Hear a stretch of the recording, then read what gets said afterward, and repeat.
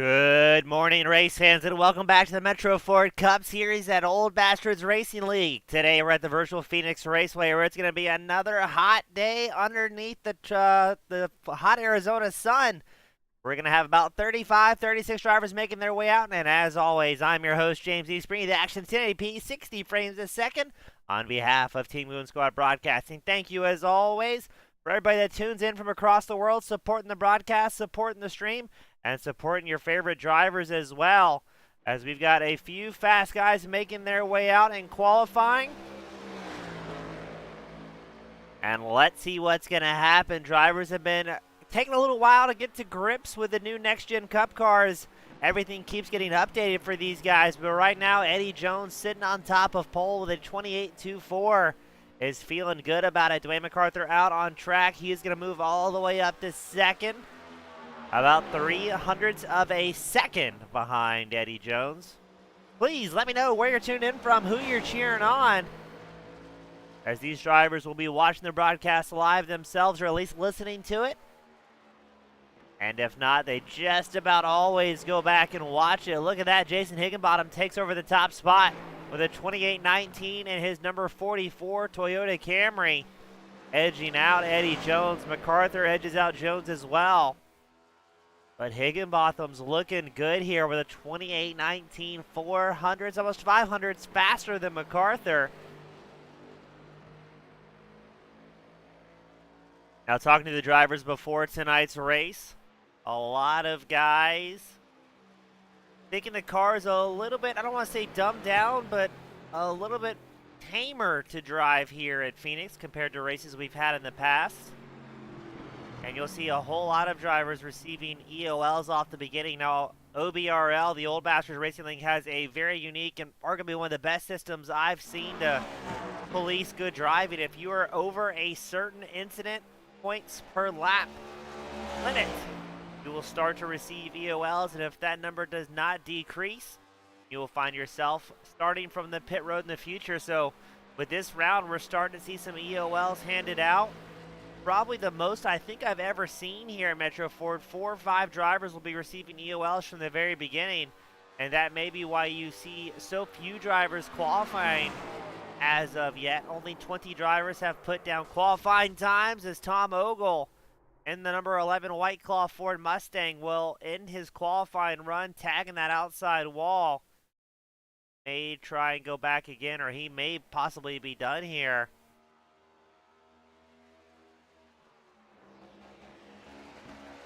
Gail Copeland out on track in the 55 machine. Got a few rookie drivers or returning drivers. We got Crank Bell in the 116. We've got Dan Hill in the 112. And we've got Josh Mayu in the 299 machine. All won't be able to qualify here. So they'll be starting at the back, intermingled with the drivers receiving EOLs. As Hinchcliffe in the number 50 Chevrolet will be our current pole setter. He clicked off a 28.12. But keep an eye out, as this is a 10-minute qualifying session. Some of these drivers opt to go out at the very end of it. This is going to be maybe a bit of foreshadowing, as Copeland gets a little bit loose there in 2 and tags the wall. He's going to have to settle for a 23rd qualifying run. And now Josh Robinson makes his way out in the 23 Ford Mustang. Robinson, one of those drivers that's been very good at qualifying all season long.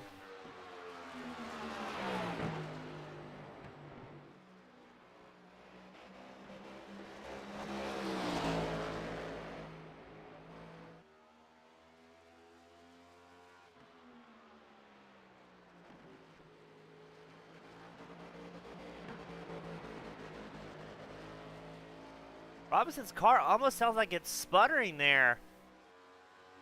I wonder if he's doing something to maybe try and burn some more fuel in that 23 machine. As his first flying lap is a 28.89, a full 7/10 off what he needs for pole.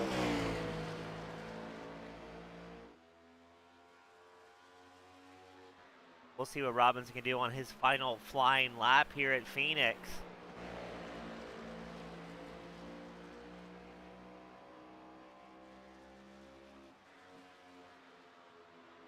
Looks like he's going to be settling for second today with a 28.15, so I believe that's going to be Hinchcliffe sitting on pole. Well done. I believe that's his first pole of the season. As qualifying will wrap up, 27 drivers putting down times. I believe about 10 of which not able to put down qualifying runs. But let's get ready to send them out for racing, ladies and gentlemen, as the Metro Ford Cup Series gets ready to fire off here in Arizona.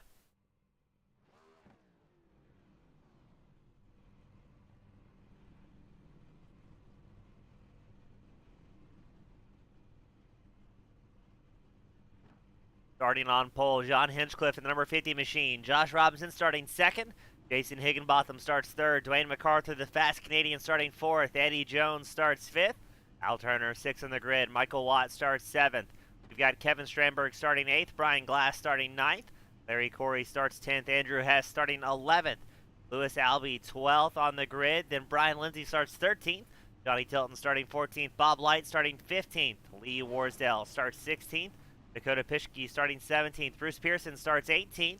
Jeff Lyden starting 19th. Brian Lynch starting 20th. Robert Garisco starts 21st. Jonathan Green 22nd. Jode Hoskins starts 23rd. Dale Copeland 24th on the grid. We've got Dean Gear starting 25th. Jeff Hayworth starting 26th. Michael Dow starting 27th. Tim Kennedy starts 28th. Dan Hill starting 29th. Tom Ogle starts 30th. Josh Mayhew starting 31st. Crank Bell starts 32nd. Lloyd Moore starting 33rd. Joey Buscemi starts 34th. Greg McDaniel starts 35th. John Hastings 36th on the grid. You've got Bert Dodson starting 37th, and Clint Rice starting 38th will round out the grid here today. So not quite the 43-car grid we've seen in the past. A few less drivers making their way out.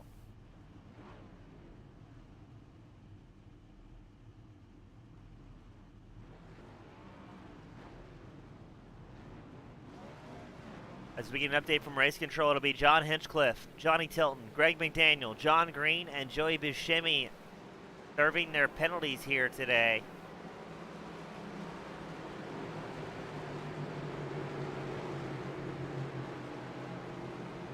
Well, let's see what happens. A lot of drivers know that race control will be keeping a sharp eye out for aggressive driving or big incidents.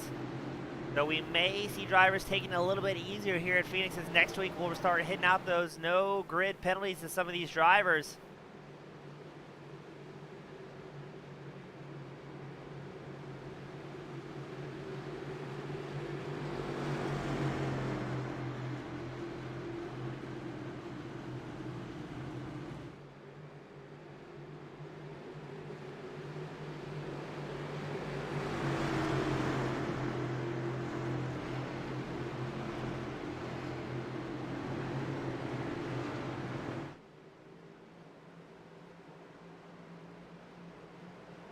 And we're going to send out the yellow once more, as I believe we're still getting the EOL sorted.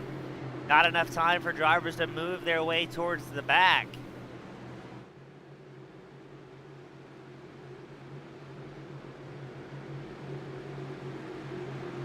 That will give Higginbotham and Robinson on the front row a little bit more opportunity to do a little bit of scouting.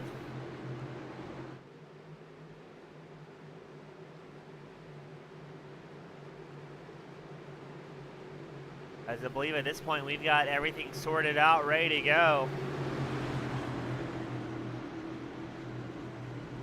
Looks like Clint Rice, the number 20 machine, will be a did not start here today.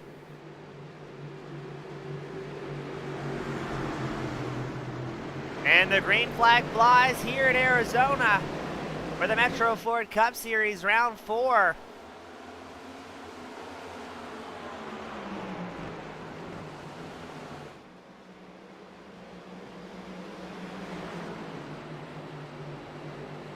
Higginbotham makes up ground quickly, pulling in front of Robinson. Eddie Jones is going to try and make a move as well. The number 14 machine looking to the inside line. Right behind them, running fourth and fifth, is Watson McArthur.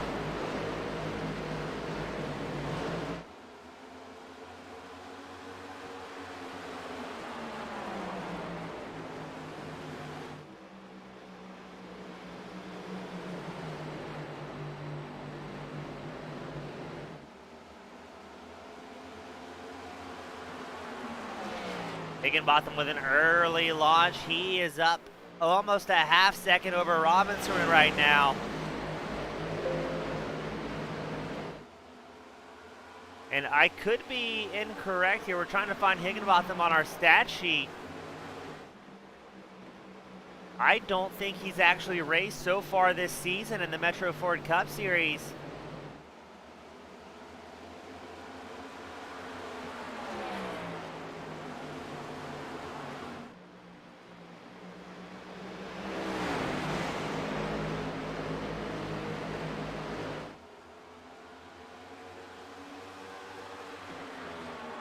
As Robinson and Jones linked up nose to tail. Watson and McCarthy about 3 car lengths back.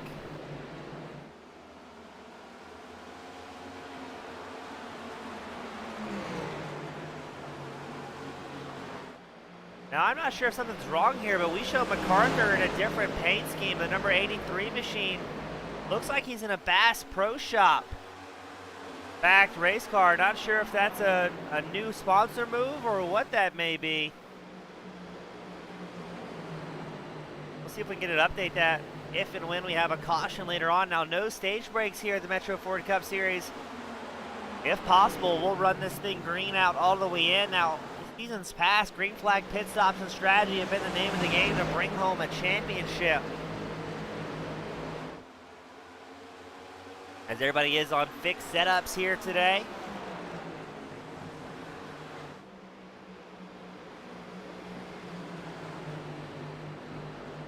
And Jason Higginbotham getting it figured out early. That Toyota with a comfortable 6/10 lead over Josh Robinson, the number 23 Ford Mustang. Now, speaking of manufacturers, we do have the Manufacturers Cup as well here for the Sunday morning OBRL Series. And right now, Chevrolet is out in front with 497 points, Ford 383 points, and Toyota rounds out with 238 points. So multiple different things to race for here, and it keeps it exciting for drivers all across the field, as it looks like McCarthy is going to try and get set up on Watts.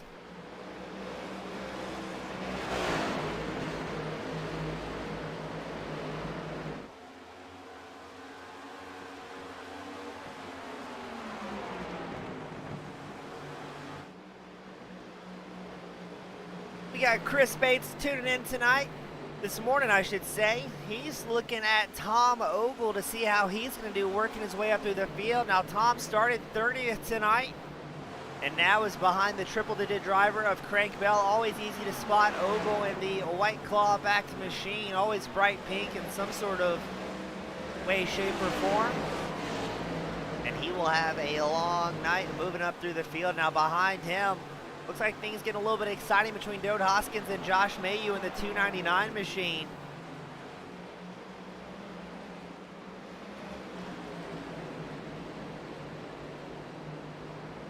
As a fairly massive field here today, we had 37 drivers make their way out. As we watch Mayu look to the inside line of Hoskins.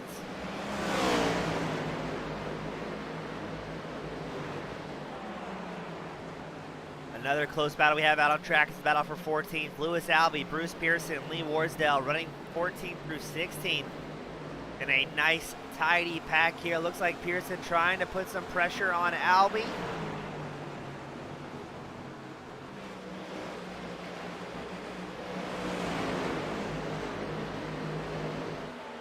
Because up front, it's still Higginbotham in the 44 machine.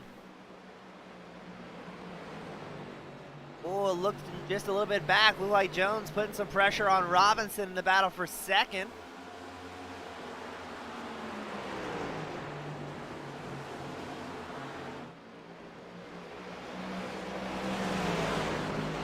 Now, last week was a bit of a rough one for the drivers at Las Vegas. We had 9 cautions for 36 laps over that 160-lap feature event. We had 3 different leaders and 6 different lead changes,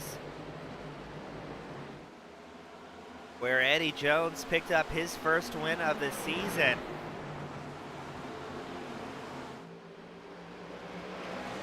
Now, if Jones can pick up a win here tonight in Phoenix, He will join the short list of drivers who have won twice so far this season, because so far we're 3 rounds in. We've only had 2 different winners.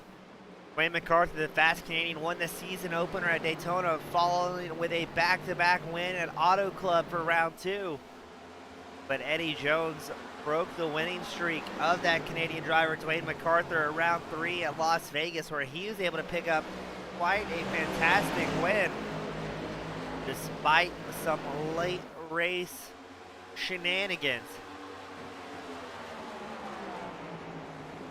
Now, those races are always available to go back and watch again, either on the Team Goon Squad channel where you're currently watching, or on the Old Bastards Racing League YouTube channel, where we've got a playlist built up. You can go back and watch some season favorites.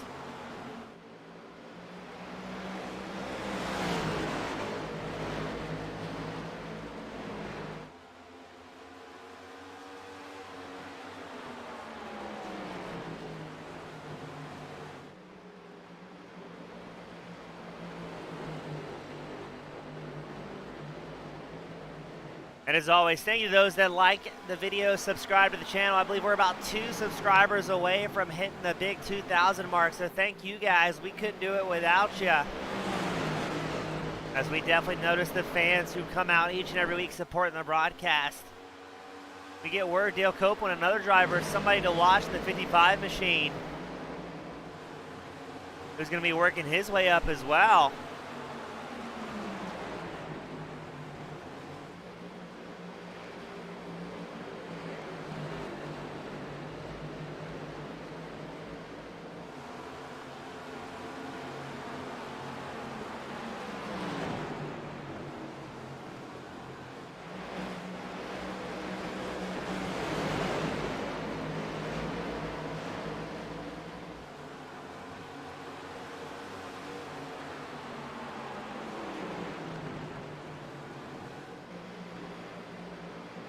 So it's going to be interesting tonight with the drivers that receive those EOL penalties to start the party off, how they're going to be able to work through the field and do so carefully, because those are the drivers that are going to have to be extra careful not to get involved in any contact. As now Copeland has Tom Ogle, who's worked his way up to 21st, right behind him in the field, getting a little bit hairy in front. Looks like that's Robert Garisco, Jeff Lyden, Brian Lynch in a 3-car battle for 17th.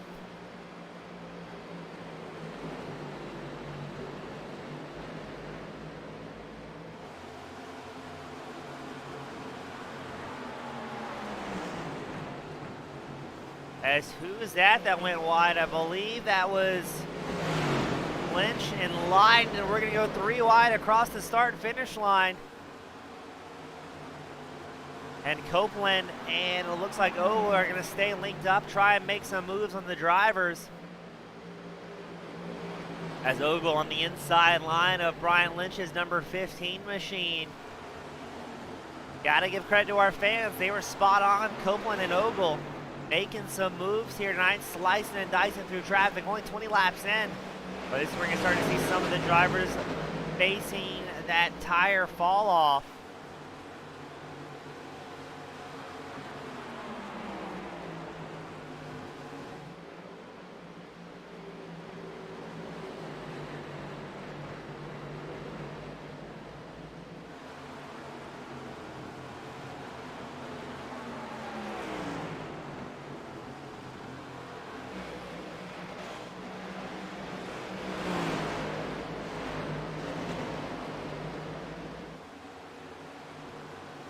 As up front, it's still Higginbotham, Robinson, Jones, Mccarthy, and Watts, your top 5.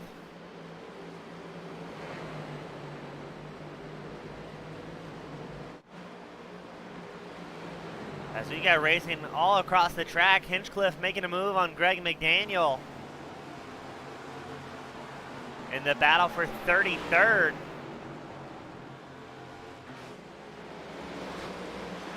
Looks like Hinchcliffe has a little bit of damage on the front of that number 50 machine. He's down a whole lot of spots here. I believe 33 positions now. He did have that EOL penalty, but you can tell, looks like both his front and rear bumpers having a little bit of excitement throughout the early start tonight.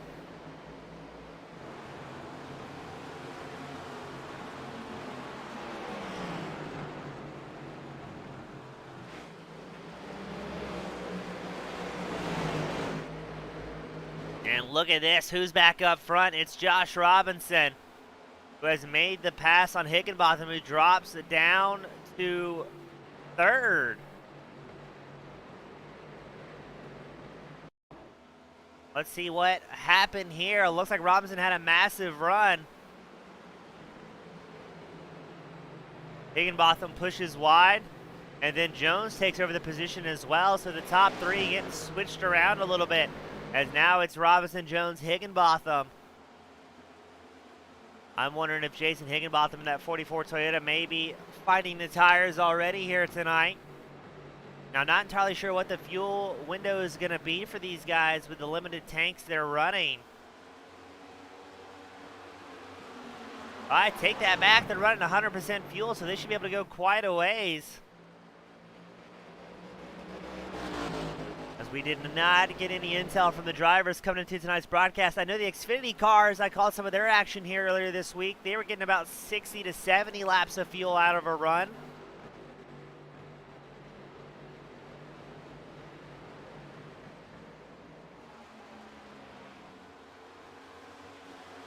As Robinson checking out a second over Eddie Jones, a second and a half over Higginbotham.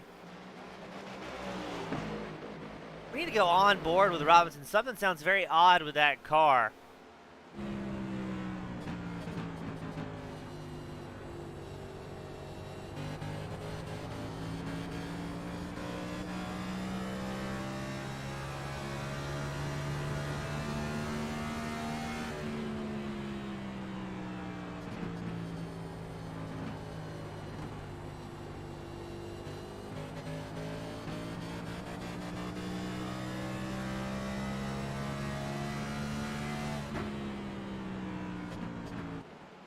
That's on board with Josh Robinson. Not grabbing any downshifts from what we can hear, but definitely getting a whole lot of backfire and sputtering out of that 23 machine. I wonder if that could be with some of the new updates coming out to iRacing this week.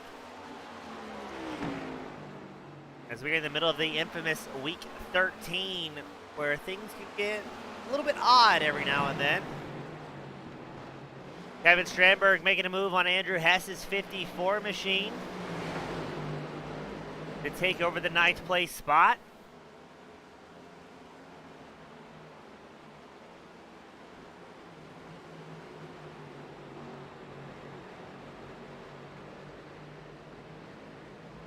And now Bob Light in the 97 Ford Mustang. He's going to try and move up another spot as well to see if he can battle with Andrew Hess and work that Ford Mustang up inside the top 10.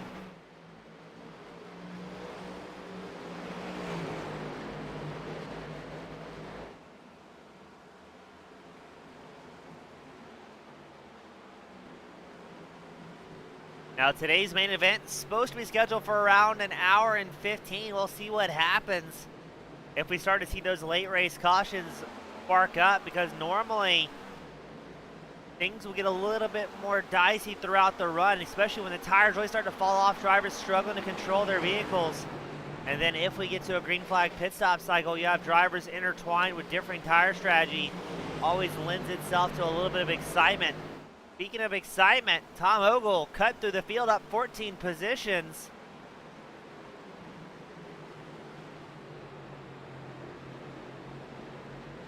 And now sits squarely in 16th, trying to make it 15th as he looks to the inside line of Pearson. Looks like he'll get the pass nice and clean there.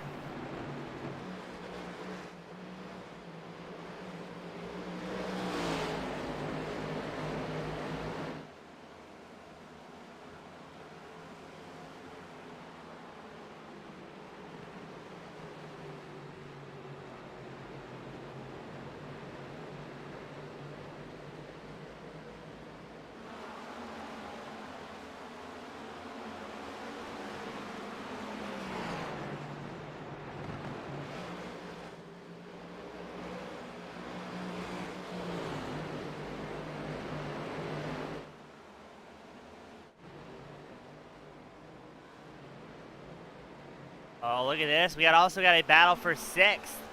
Brian Glass, Al Turner linked up nose to tail. Glass in the bright yellow 87 machine, Turner in the black and red 76.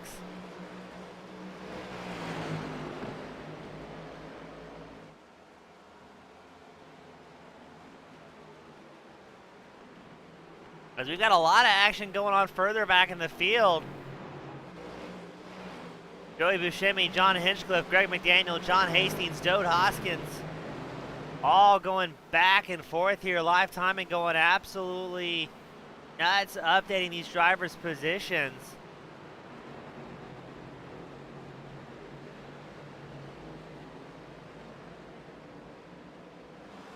As it looks like Hinchcliffe gained some ground here in the slightly damaged number 50 machine. You see one driver coming down pit road, I believe that's what that was. I think that may be Michael Dow in the 60 machine. Either signaling he's coming down pit road or maybe just trying to hop out of the way of your race leaders. And Al Turner's going to make the move on Brian Glass in the battle for 6th. Michael Dow does come down pit road on lap 35, so he's got something going on. I can't imagine he needs fuel or tires at this point of the run.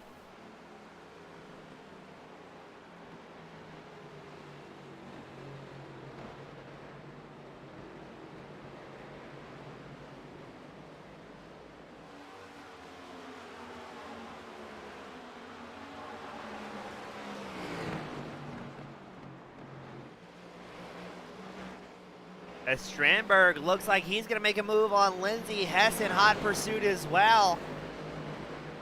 Now this is where you can see the long run drivers really start to shine here under the Arizona sun. Keeping the tires underneath them, keeping those average lap times as low as they possibly can. And they will start slowly but surely cutting through the field. Now, it is not a race of who can go out and do the fastest hot lap, but a race of who can be consistently the quickest and not sacrifice time over the duration of a run. Right now, your race leader, Josh Robinson, clicked off a 29.9 his last time by. His fastest lap of the race was a 28.75, so a great example. He's 1.2 seconds off that fast lap time as the run continues. But while Robinson's clicking off 29.8 further back in the field from 10th place back, you've got drivers clicking off low 30-second lap times, and that's what's going to take for Robinson to keep extending his second 1.3 second lead over Eddie Jones.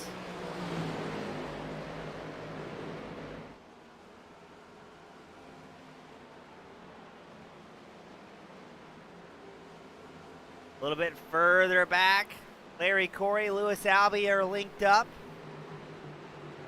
Looks like Corey goes wide. Albee takes the inside line. Here comes Robert Garisco as well, looking for a way through. Garisco moves up to 15. And now Dale Copeland, the 55 machine, is going to follow suit.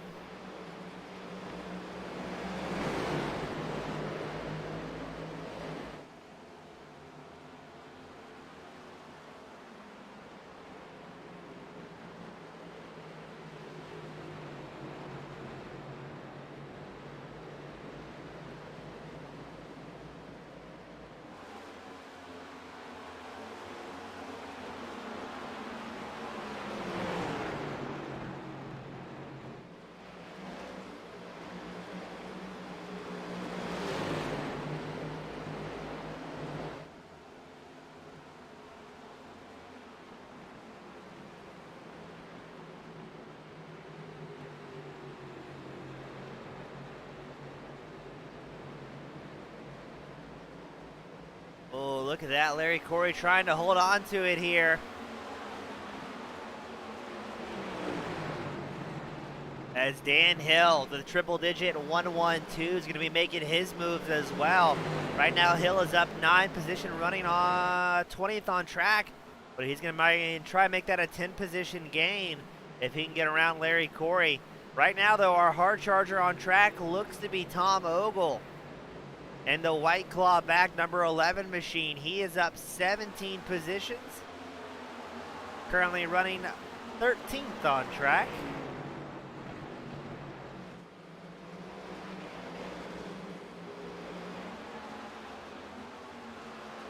Robinson out front will have lap traffic to contend with.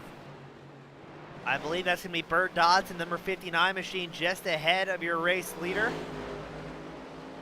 And that's a great shot showing you just how much traffic Robinson will very soon be contending with.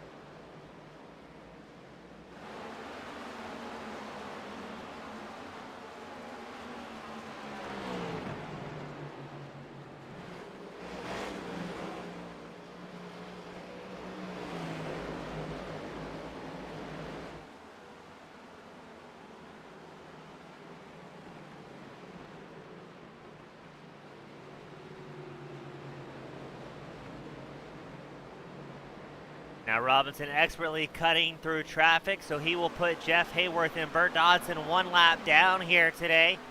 46 laps in of this 187 lap feature, but what's that? Just ahead of Robinson, we see 3 wide action with Hastings, Tilton, Hoskins, all in that one.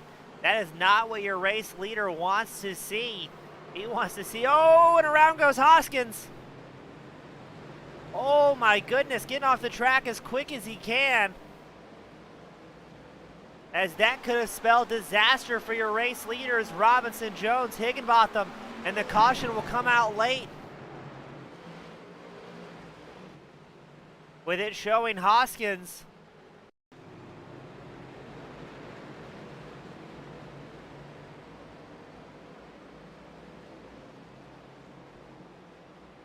And it was Hoskins taking a tow that brought out the caution. Let's back that up, though, and see the initial incident. Let's back it up even a little bit further than that. Yeah, this is where things were getting a little bit heated for the drivers. We get some 3 wide because in the background is Josh Robinson. Oh, just a little bit of bumping and grinding. Gonna be hard to assign any fault there, but let's see what happened once more with Hoskins. I think he may have come down across the nose, but it's tough to tell. But once he took a tow back to pit road, that car stopping on track was enough for the officials to throw the caution here today. So that will be our first caution on lap 48 here, ladies and gentlemen.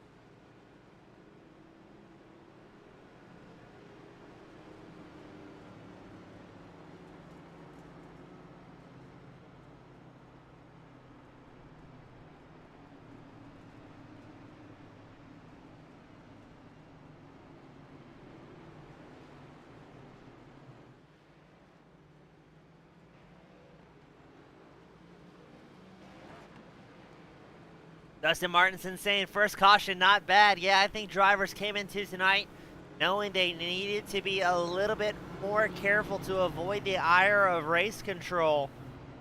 That will be our first caution. 48 laps in, I should say, to be more apt. Where it looks like just about everybody came down pit road.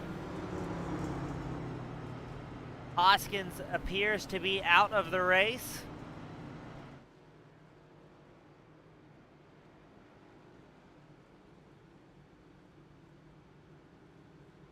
And sent back to the virtual hauler.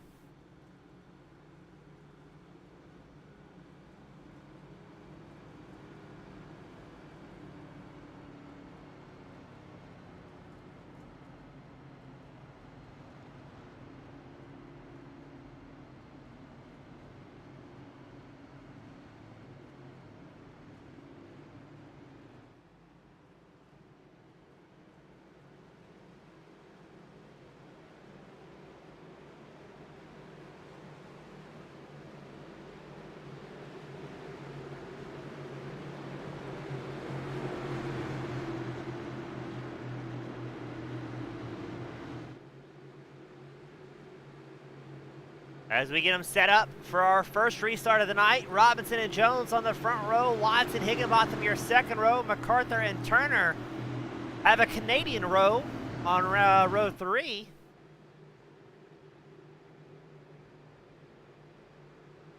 Don't think that was on purpose, but forcing the Canadians to be side by side here. At least 2 out of 3 of the Canadians on track tonight.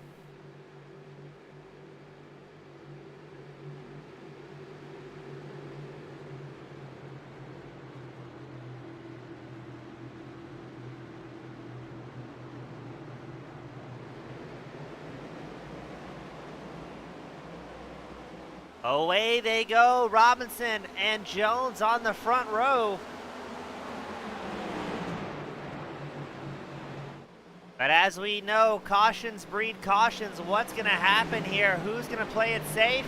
And who's going to push just a little bit too hard to make something happen? As we see some drivers dropping back the stands, maybe backing out of it, saying, you know what, this isn't quite risking throwing away a perfectly good race car early on. These drivers only have 7 incident points at their availability.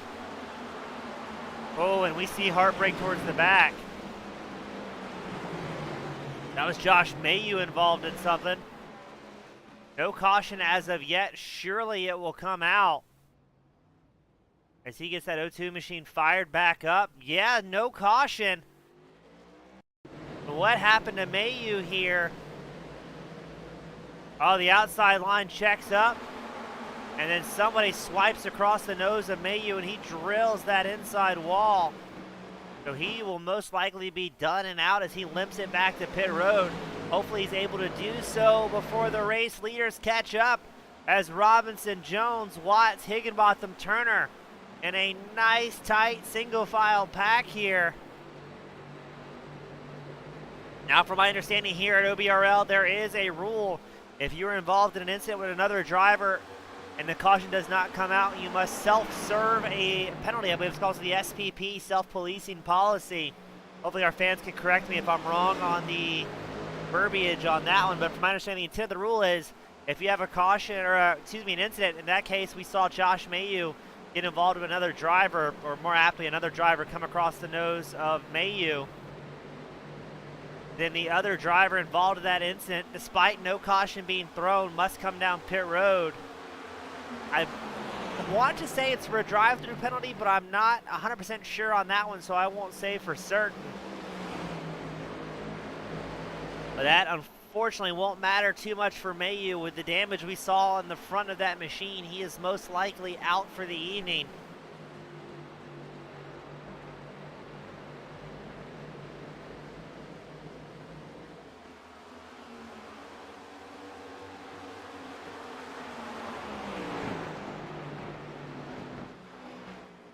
As Jones doing a good job keeping Robinson right in his sights after this restart. They've pulled just the slightest gap over Michael Watts in third. But Watts is going to have his hands full with Higginbotham. We know Higginbotham was absolutely flying in the first short run we saw tonight, and then started to drop off ever so slightly as the run progressed.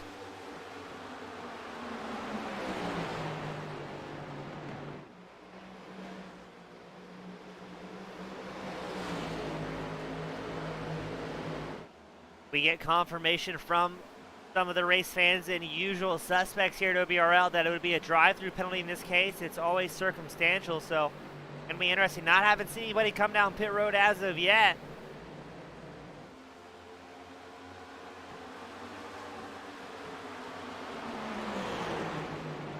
As I believe that's going to be Mayu just ahead of your race leader, Josh Robinson.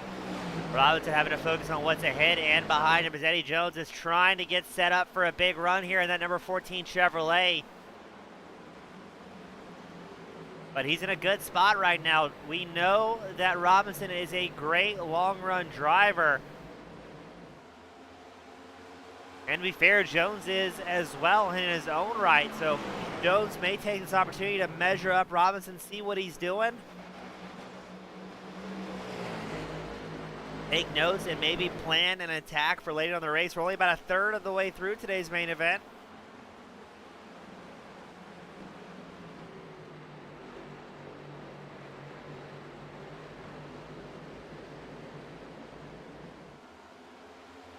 And if you're just tuning in, we're only about 10, 12 laps after our first caution of the race. As now we're going to see Mayu take the high line to allow the race leaders by. That will break the draft that Robinson was giving to Eddie Jones with about a half-second advantage going to Robinson now. Let's see if Jones is able to pull right back up to that 23 machine and stay with him, or if this is where Robinson is able to get a bit of a breakaway. Robinson with clean track ahead of him, behind him, is very dangerous in that 23 machine, where he can just focus on hitting his marks and collecting some laps led. So we'll see what Jones does.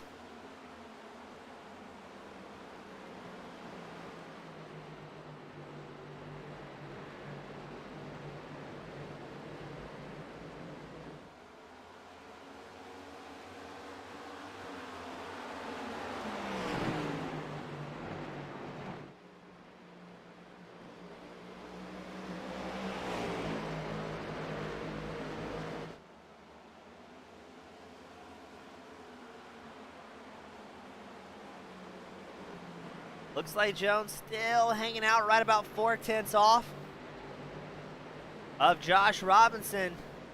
Got Victory Lane Sports tuning in as well. Catching back up after we had that first caution on lap 48. We've had a couple of close moments since then. John Mayhew involved in an incident, but no caution coming out for that crash. And right now it's Robinson, Jones, Watts, Higginbotham, and Turner, your top five. Current hard charger on track, Tom Ogle, the number 11 machine, currently running 12th on track. He's up 18 spots. And we've got 32 drivers still on the lead lap here. It took about 46, 47 laps for your race leaders to start lapping through traffic last time by the first initial green flag run. That should put us around lap 90 to 100, where you'll see the drivers once again having to contend with traffic. Now, we haven't seen any green flag stops, so we don't know how long these guys can go on a tank of gas. We had 48 laps the first stop, and that was quite enough laps for these drivers to make something happen and make it worthwhile to come down pit road under caution. But I was expecting 60 to 70 laps is what we're going to see out of a total run.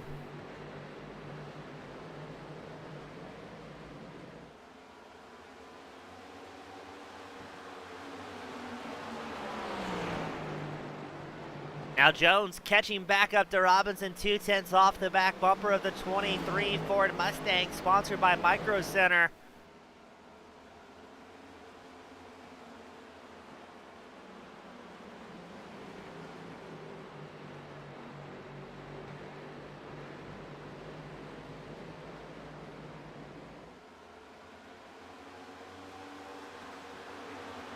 As the field fairly single file at this point of the run, I think everybody's going to try and get through a fuel run.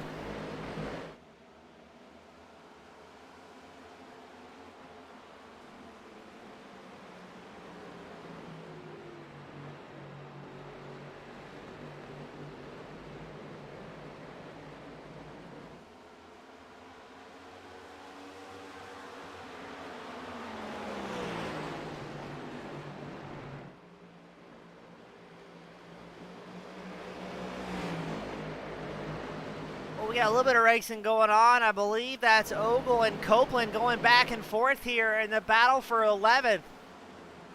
Both Copeland and Ogle started way back in the field tonight. Ogle's up 19 spots, Copeland's up 12 spots.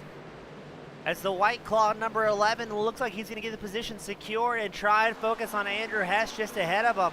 Now John Mayhew has come down pit road after the heavy damage he had on the front of that machine. And Larry Corey also down pit road, so we get confirmation Mayhew is taking it back to the hauler. He is done and out. And Larry Corey trying to get some work done on that 17 machine.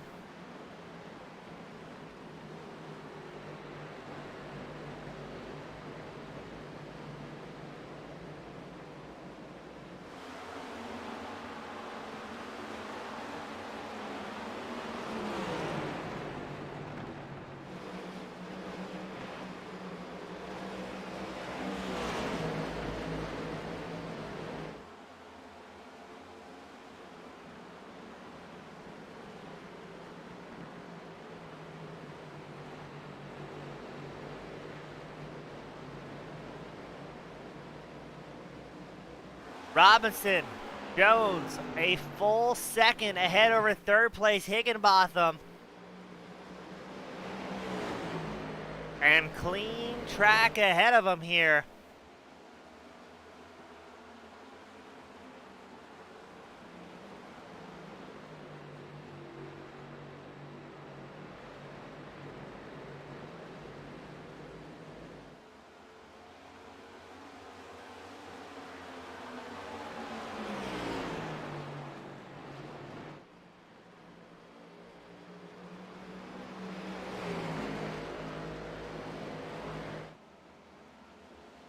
As how long will it be before Robinson and Jones, linked up nose to tail, are able to cut through traffic? Now Robinson still looking for his first win of the season, has been yet to find it in the opening 3 rounds. Jones again wants to be the second driver to make it 2 in a row to match Dwayne McCarthy.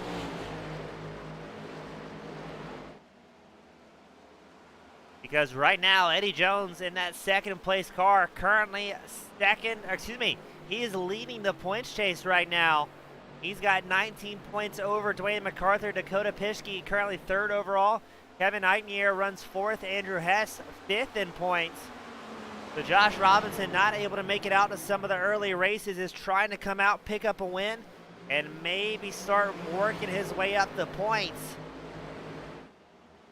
as he's got championship thoughts on his mind.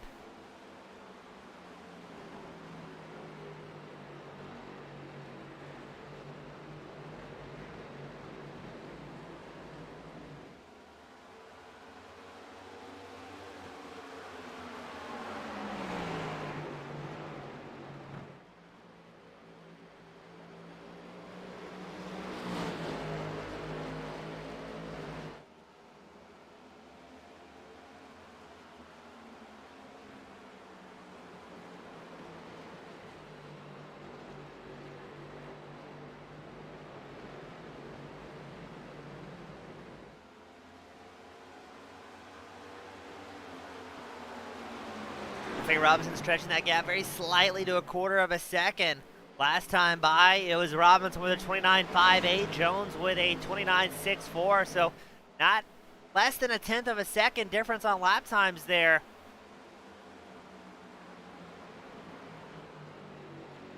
But we're about to be getting to the point once more where we saw drivers start to have incidents. As we go a little bit further back, Michael Watts, Dwayne McCarthy going side by side in the battle for 4th. McCarthy on the inside line, Watts on the high line.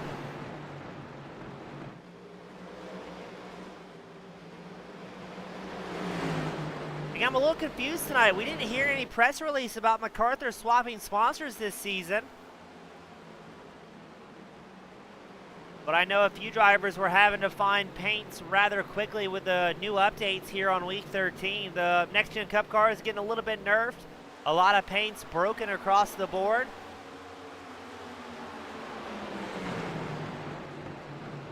As your hard charger Tom Ogle now up 21 positions, sitting at 9th.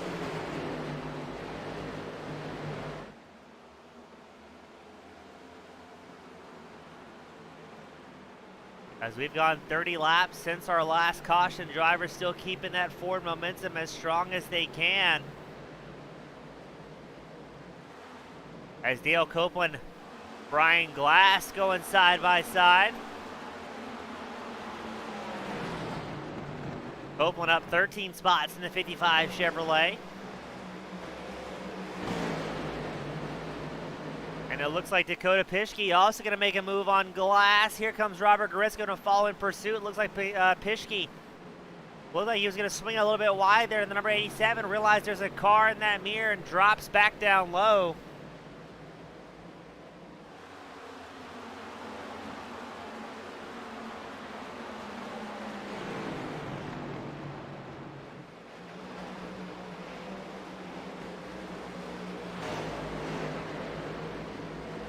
Brian Glass facing tire fall off. And now he'll battle with Robert Garisco, Dan Hill in the 112 machine right behind, as well as Brian Lindsay.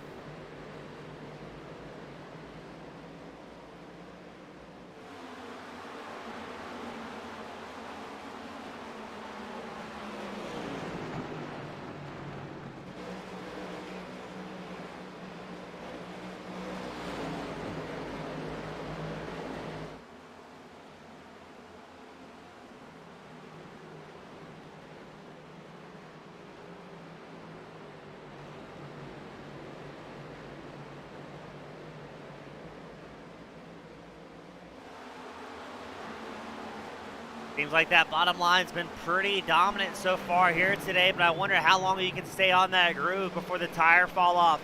Starts to push you up towards that outside wall, and then mistakes get a little bit easier. As we're watching Glass try and fend off against Garisco, Hill, Lindsay. Now Warsdale getting ready to join the fray as well in the very heated battle for 13th. Garisco looks to the inside line, and he will make the position stick. Dan Hill's going to try and follow as well on the inside. A little bit more side-by-side action here at Phoenix. And now Brian Lindsay, the number 24 machine. He wants to stay glued on that inside line as well. Glass on the high line. Really nowhere to go here as Dan Hill's going to send it in deep.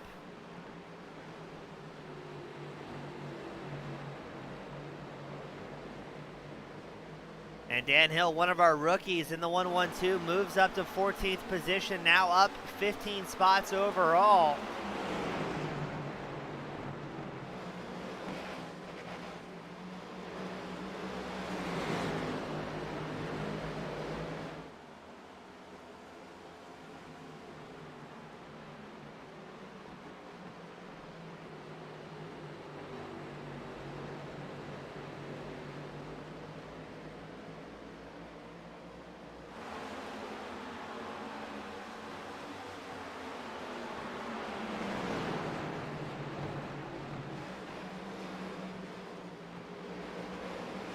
And this is where things can get a little bit dangerous for the guys. We're very deep into this run.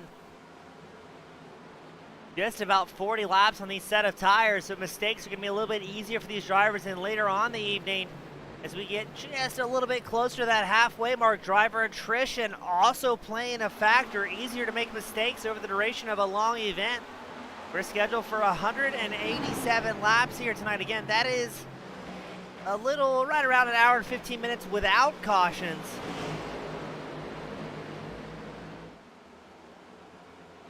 Thankfully, I'm pretty sure it's fairly cool across the world for most of these drivers.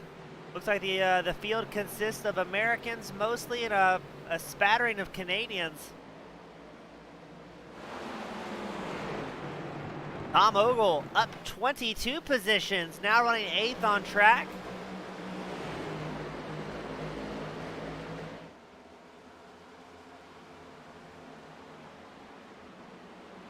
Now there is a Hard Charger Award this season where you will win 10 extra dollars for the Hard Charger each and every day we race Sunday morning, the Metro Ford Cup Series. So given something to chase for everybody involved.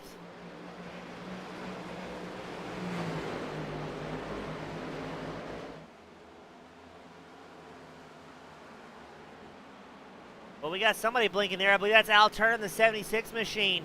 He's just ahead of Kevin Strandberg and Tom Ogle. Now Robinson, though, he has put a gap onto Eddie Jones, now 1.1 seconds. To pan the camera back to Jones, he's got Jason Higginbotham about a half second behind that number 14 machine. Now we know Higginbotham had the short run speed early on tonight, but will he also have the long run speed later on?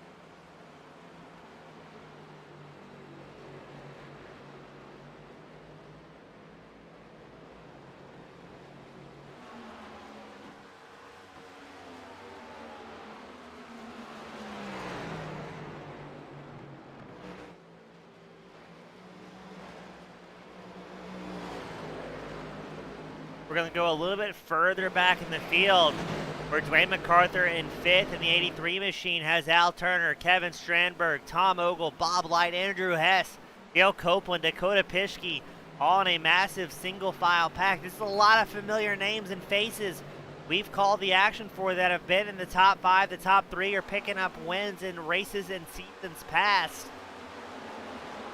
It'll be interesting to see what happens here. As the good news about this pack is this is some of the smartest and safest drivers we've seen out on track in a long time.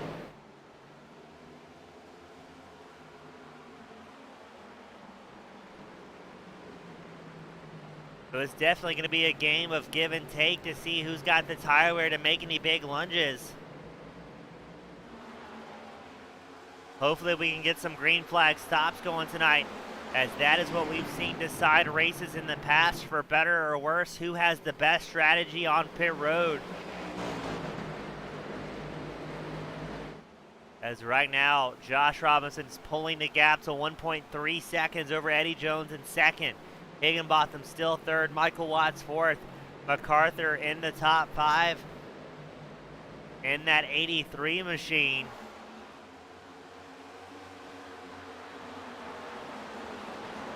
Kevin Strandberg has that White Claw Seltzer back number 11 machine all up in his rear view mirror.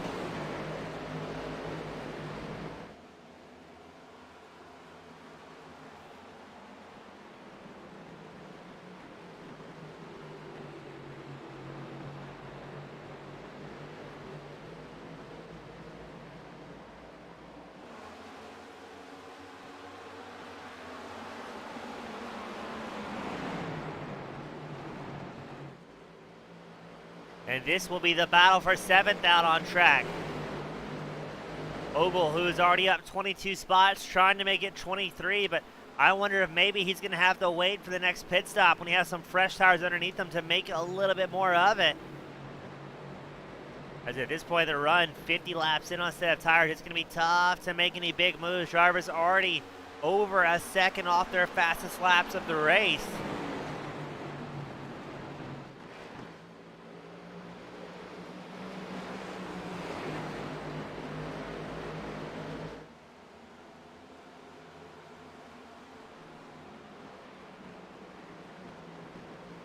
As it almost briefly looked like there was smoke there that this 6th, 7th, 8th place pack was driving through. Didn't see any crash reports, not seeing any slow cars out on track.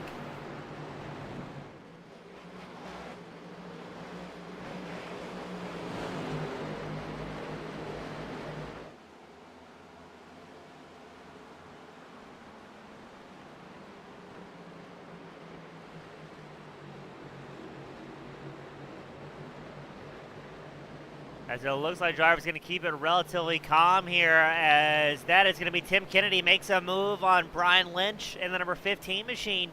Kennedy having a good night as well in the 68 Chevrolet. He is up 12 positions after starting 32nd here tonight. Now running 16th. Dean Gear comes down pit road. Now we thought we may have seen Gear's top speed get triggered a little bit slowly on the live timing and scoring software, but it may just be a green flag stop as Jonathan Green also comes down pit road. Right at 52 laps since their last pit window.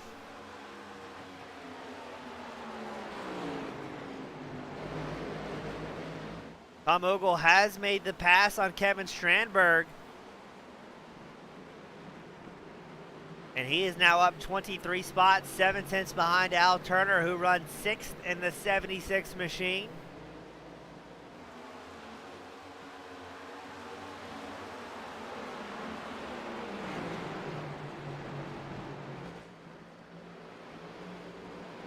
As just ahead, it looked like McCarthy and Turner were going to have a little bit more battling going on as well, but McCarthy quickly puts a 4/10 gap onto Turner,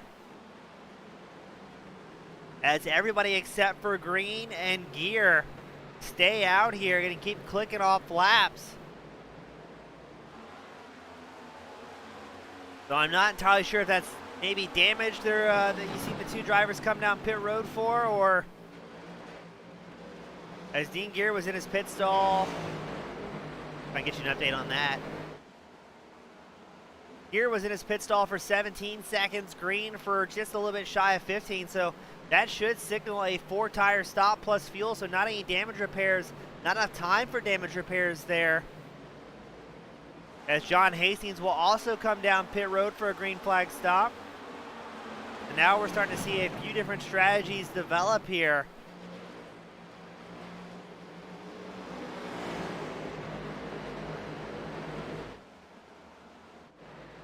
As we're going to check back in on Robinson, who is 3 seconds ahead of Eddie Jones. And will very quickly be facing traffic here at Phoenix.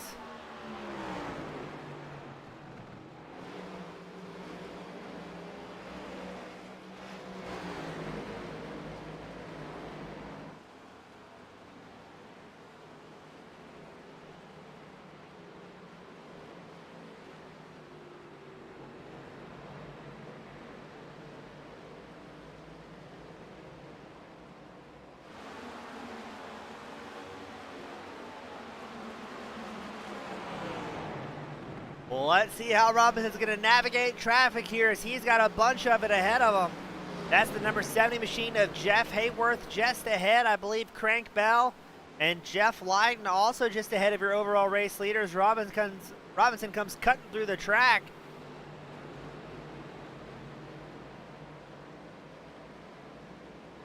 Now Robinson's going to put some pressure on Bell.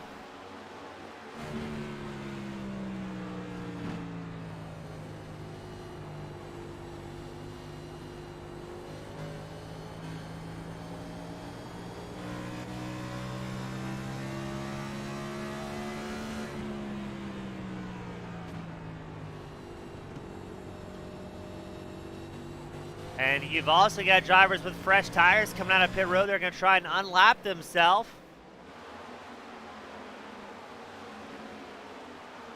I believe that was Jonathan Green, the number 37, the aptly bright green number 37 machine, making his way back around the race leader. Green came in a lap 99 and took 4 fresh tires, so that is what fresh rubber underneath you can do.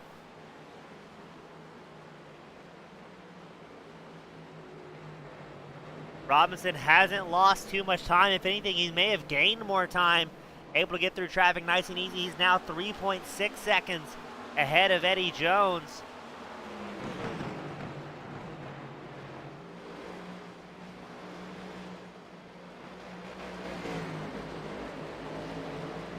And this is almost deja vu to the lap 46-47 moments we saw where Robinson noticed drivers 3 wide ahead of them, and then we had that caution very quickly followed on lap 48. So Robinson once again may be finding himself in the danger zone and having to trust his competitors that are fighting hard to stay on the lead lap here at Phoenix, and not make any mistakes that could interfere or ruin the night of your race leader.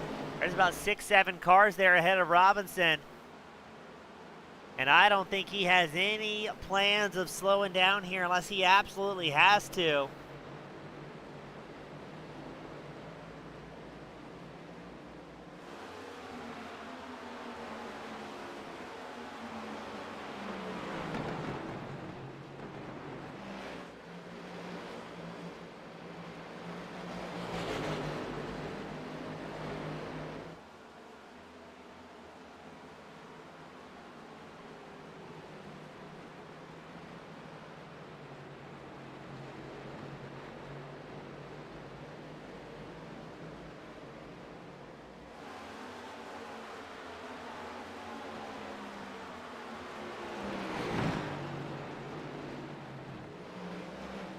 Robinson getting around the number 22 machine of Bruce Pearson, putting Pearson a lap down. Right now, we've got what looks to be 24 drivers on the lead lap, while about 34 still running. We've had 3 drivers have to go back to the hauler early. Josh Mayu, Dode Hoskins, Michael Dow, all retired early. Clint Rice did not start here tonight as well, so hate to see that for him, but love to see it for Josh Robinson, who wants so badly to get that first win of the season, start taking some points away from his fast friends currently running in the front. But Eddie Jones can't be too disappointed so far. He's 4 seconds back from Robinson, but still very comfortably at first in points, as Dwayne McCarthy second in points, currently running 5th on track in the 83 machine.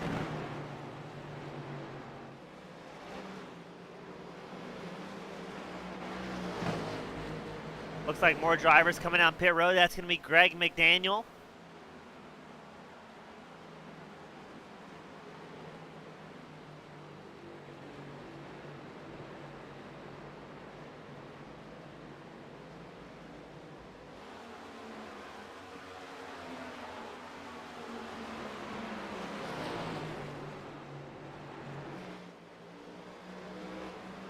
Robinson still slicing through traffic here. That's going to be Johnny Tilton in the 82 Toyota ahead of him. Tilton's running 22nd on track as it stands. As Dan Hill also comes down pit road in the 112 machine.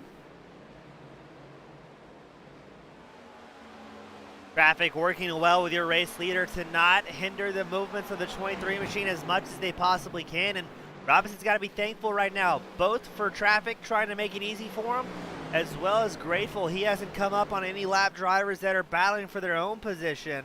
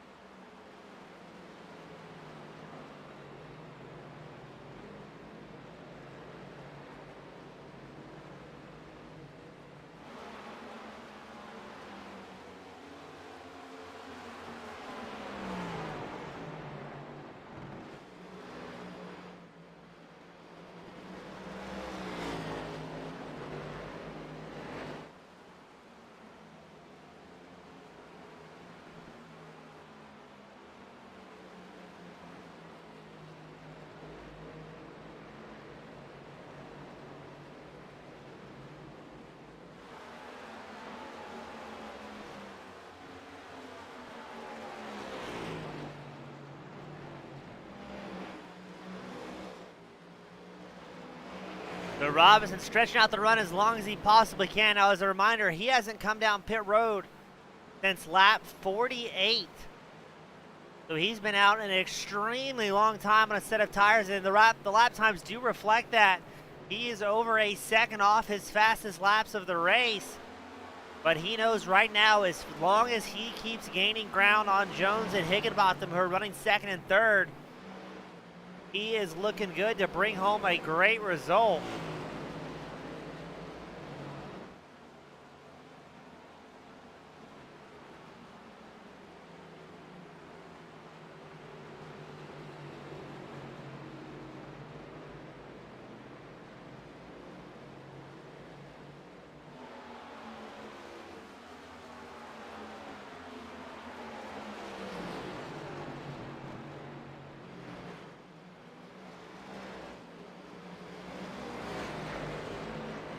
A lot of drivers doing their green flag pit stops. Joey Buscemi, Lewis Albee comes down pit road.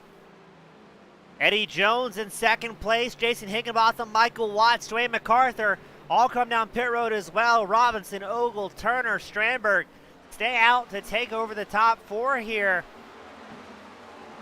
So here we go. The two different strategies starting to fully develop. And now Robinson looks like he's going to come down pit road as well. Very hot into pit road. Hopefully got it woed down just in time. Ogle looks like he's going to follow suit. And I believe it's going to be Al Turner. We'll get a lap lead here at Phoenix, as most of the field coming in on lap 121.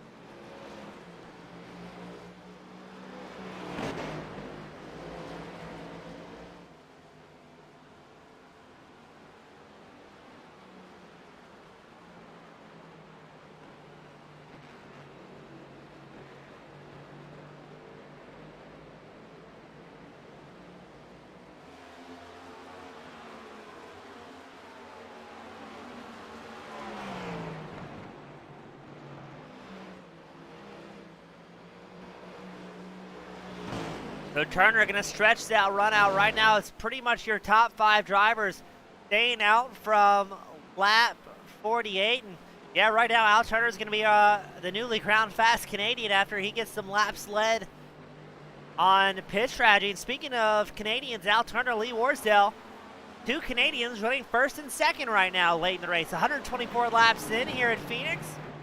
As we wait for the top 5 drivers to come down pit road, Johnny Tilton takes a late pit stop in lap 82 machine.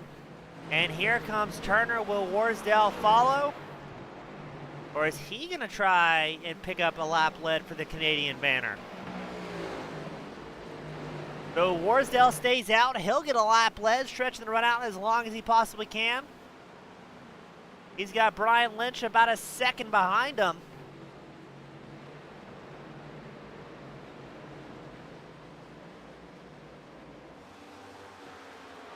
Now, if we're going to get a late race caution, and this is going to be about the time, as you've got about half the field on differing tire strategies.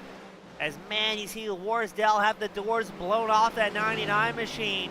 As drivers with fresh rubber are coming out onto the track trying to unlap themselves. And oh my goodness, what did we say, folks? The late race caution comes out. And that's going to have 17 drivers on the lead lap. It looks like Bob Light was tied up in that one. Let's take a look, see what happened. We're watching Light, and the 97 machine comes out with loose tires. Just sends it sliding around full wheel lock as he tries to hold on to it. Man, this would have been spectacular if it didn't get snapped loose on him. And around he goes in the Xerox-backed machine. And a hard hit to the outside wall to bring out our second caution of the night. What a moment for Lee Warsdale, Brian Lynch, John Hinchcliffe, who will be able to pit under yellow here and avoid going a lap down.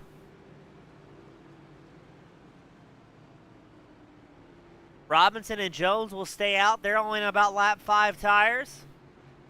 5 lap old tires, I should say. So now things are going to get extremely dangerous for the field. As not only do we have pretty much the entirety of the field out there on cold tires, fresh tires, they're going to be bunched up in a nice tidy pack with just right about 60 laps left to go. It'll be about 57 laps left to go once we get this thing fired back up.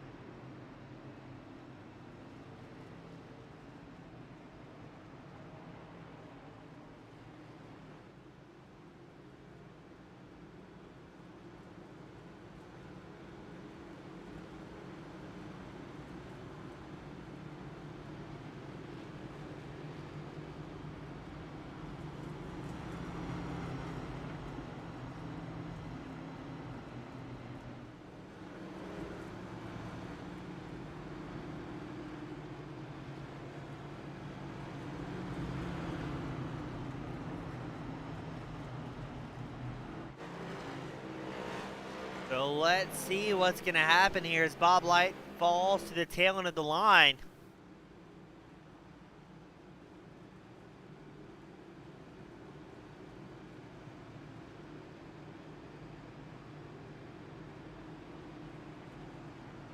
So Warsdale, who was leading with Al Turner, they'll be starting 9th and 10th here. Turner was about 7/10 faster on pit road.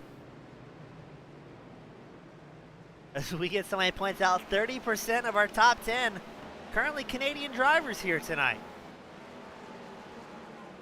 On the front row, it's going to be Robinson and Jones once more. Look at this, ladies and gentlemen, who's on our second row.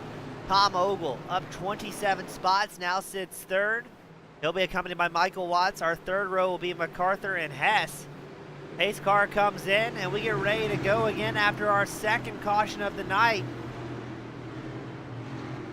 as it will be 57 laps left to go once these drivers get fired back up and underway.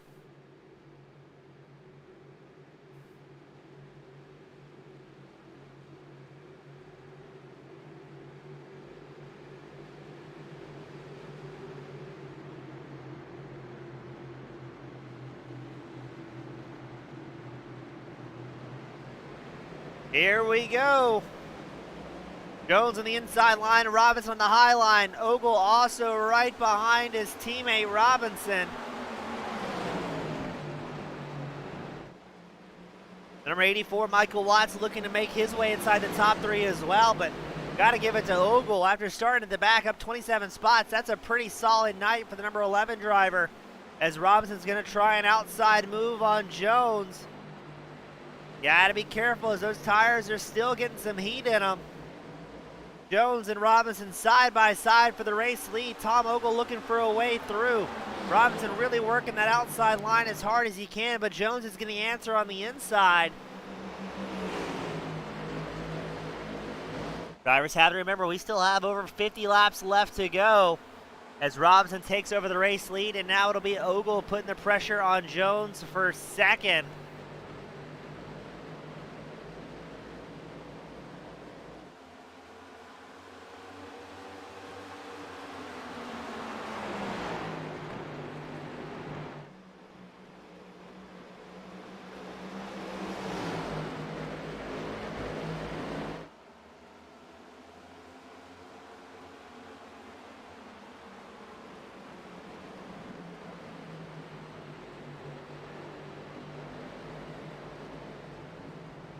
Oh, and another flag. The caution comes out. Our third caution of the night. Brian Lindsay was involved in that one. Cautions tend to breed cautions. Let's see what happens to Lindsay in the 24 machine. If he just gets a little bit loose on his lonesome, or if there's a little bit of help from his friends. And no, around goes Lindsay. The back end starts to step out. It starts to swap. Drills the wall. Looks like that's going to be the 56 machine of Joey Buscemi, just getting obliterated there. And Brian Lindsay will most likely be done here. As interesting, Robinson and Jones came down pit road, as well as Watts, Hess, McCarthy, Copeland. But Strandberg, Turner, Warsdale, Bell, Higginbotham opt to stay out.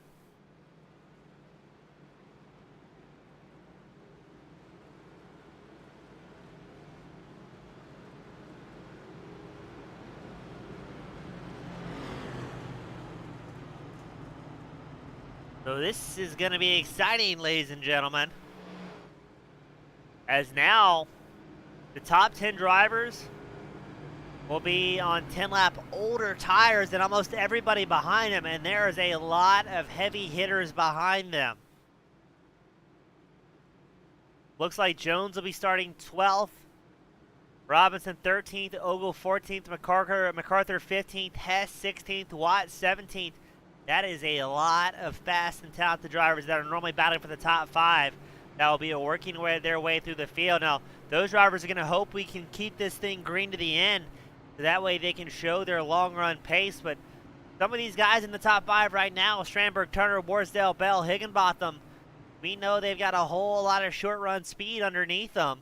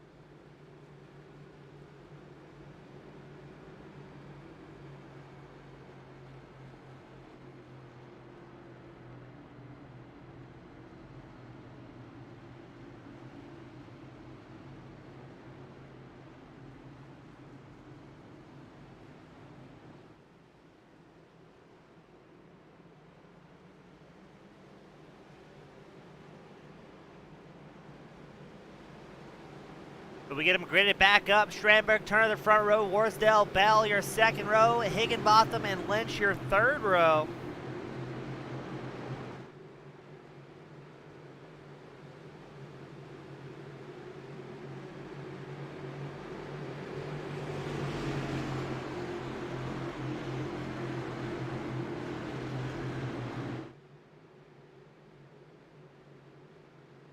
Pace car is in.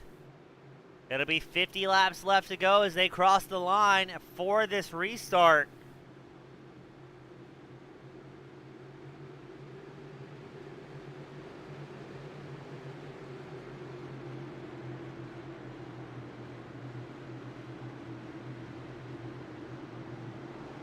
And away they go. Turner gets a great launch on the outside line, as Bell will follow in the 116 machine. Bell currently up 30 spots here tonight. The triple-digit driver, who is not allowed to qualify due to his rookie status, now finds himself battling for second.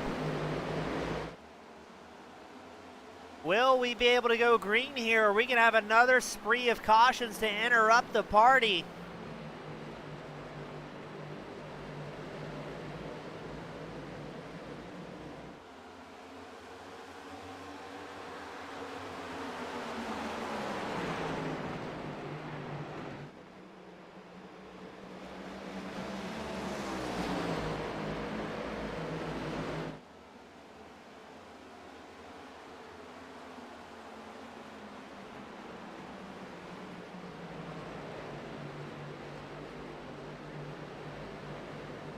So right now, Turner, Bell, Strandberg, Worsdale trying to get in the mix as well. But some of the drivers with fresh tires, such as Eddie Jones, have already worked their way up to 8th. Brian Lindsay leaves his pit stall after 4 minutes in there, getting his repairs done. Trying to salvage some points this evening.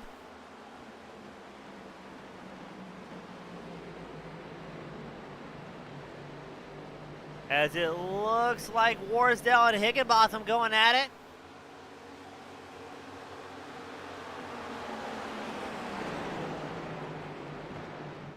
Now, Turner wants so badly to pick up a win here. If he does, he may be crowned the new Fast Canadian,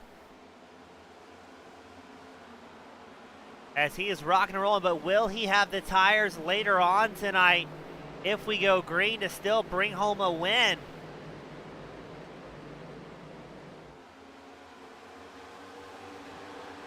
Now, this is Turner's third start of the season. So far, his highest finish has been an 11th at Auto Club, where he faced a little bit of heartbreak at Las Vegas, having to leave a little bit early and being scored with a 27th finish. But here comes Higginbotham. We know he's got short run speed as he gets around Strandberg.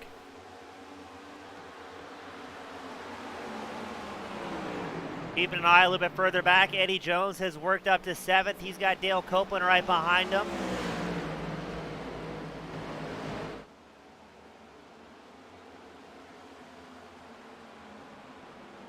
As Higginbotham making some moves here, putting the pressure on Bell, the triple-digit driver.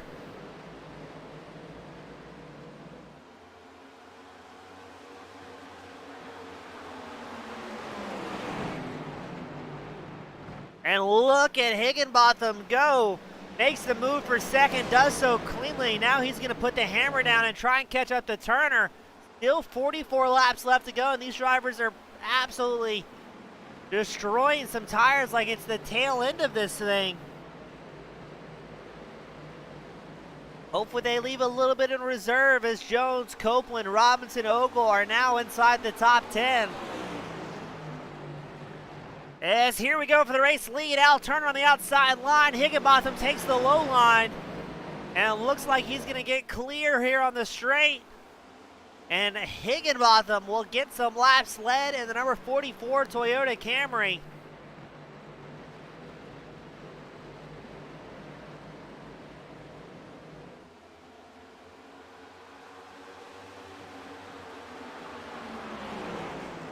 Now, Higginbotham last came in a lap 126, so he will be on about 7 lap older tires than some of the fast guys towards the back.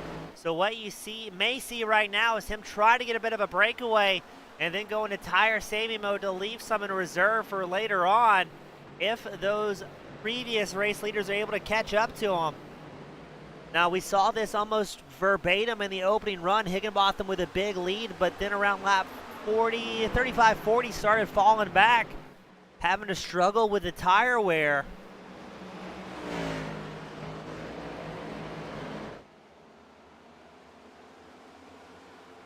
As if he stays out all the way to the end, he'll be putting about 60 laps on those Goodyears. Eddie Jones has worked his way up into 5th. About to put the pressure on Kevin Strandberg. Last week's winner is here to make something happen. Eddie Jones putting the pressure on Strandberg, the inside line. Looks like he's going to get clear here, and he will have the preferred line to make a pass. As just one car back, well now 2 cars back, is Dale Copeland. Also came in lap 133, Josh Robinson, Tom Ogle, Lee Warsdale, Dwayne McCarthy, all already inside the top 10.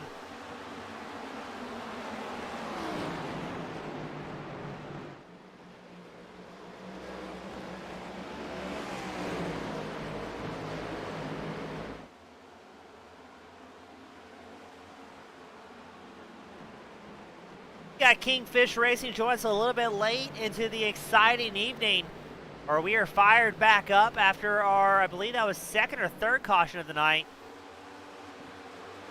And Higginbotham doing what he can to put down an early lead, as here comes Eddie Jones charging up the inside line of Crank Bell. He will displace the triple-digit driver from the top 3.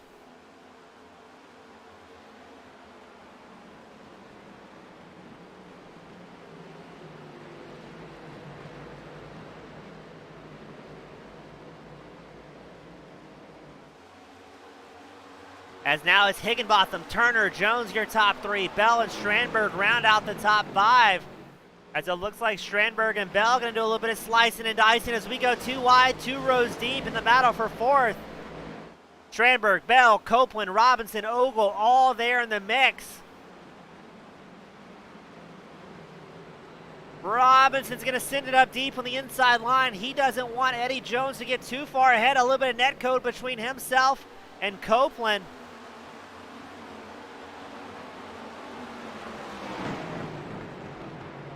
We don't normally see this much aggressiveness out of Robinson, but he knows he needs to get back within striking distance of Jones before he can go into tire saving mode.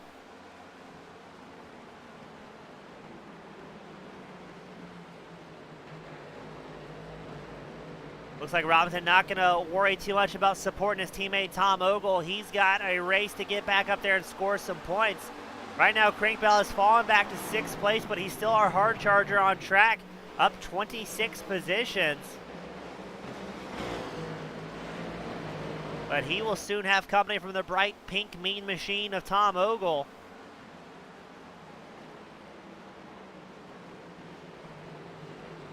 So there's Ogle, Copeland, McCarthy, and a tidy single file line. Looks like Andrew Hess also in that mix.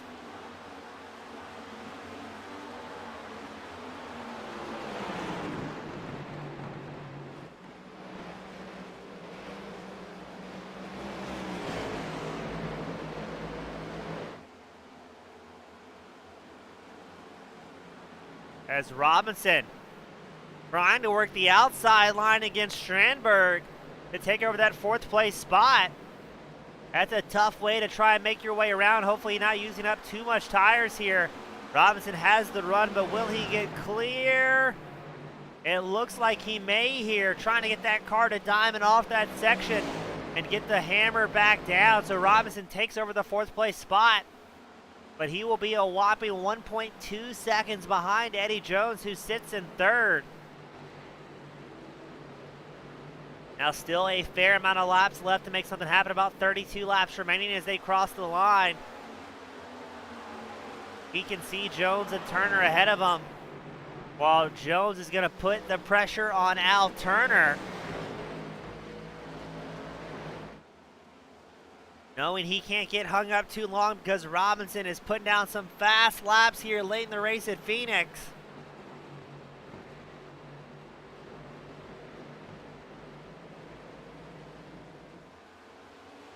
Jones makes the pass and does so cleanly for second.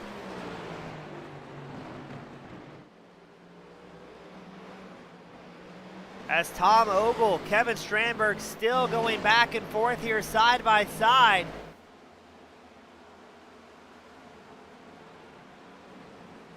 Ogle just not quite able to get clear of that 58 machine.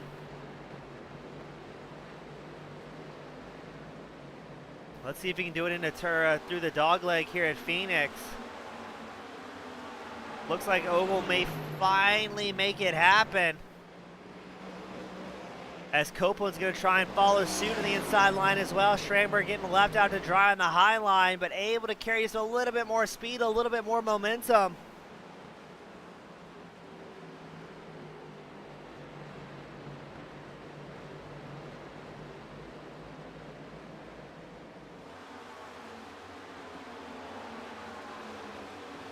Turner and Robinson are going to battle for third. Robinson on the inside line, Turner on the higher groove. Robinson making quick work here and charging forward. Now again, Robinson only on about 6-7 lap newer tires, but absolutely holding it down, and he's going to try and catch up to Jones as quick as he can. You can see a little bit of damage on the right side of Robinson's Ford Mustang, but it's Toyota out front with Jason Higginbotham Chevrolet running second, and then Ford running third through fifth here today. Ogle, our hard charger, has worked up 25 positions, now fifth on the track.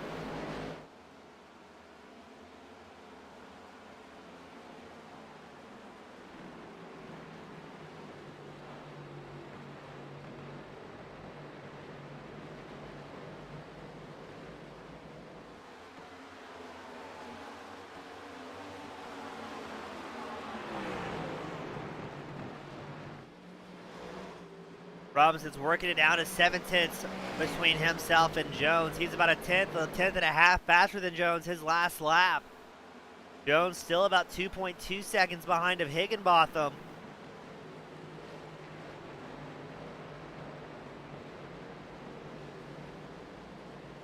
Now I wonder if Robinson's saving just a little bit here. We're going to wait for the lap times to update their next time by to see where the top three drivers are at as far as pace, as it does look like Jones is slowing down just ever so slightly here.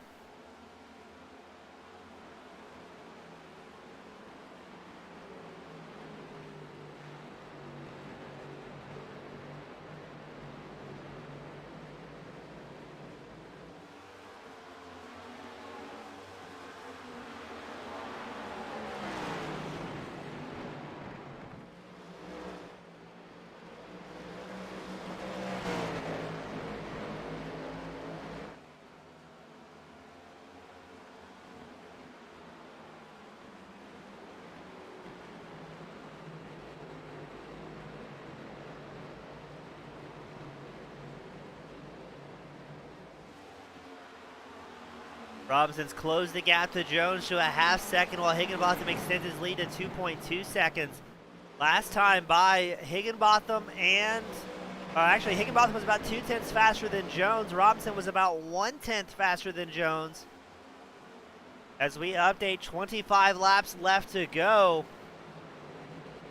Will Robinson have the pace to catch all the way up?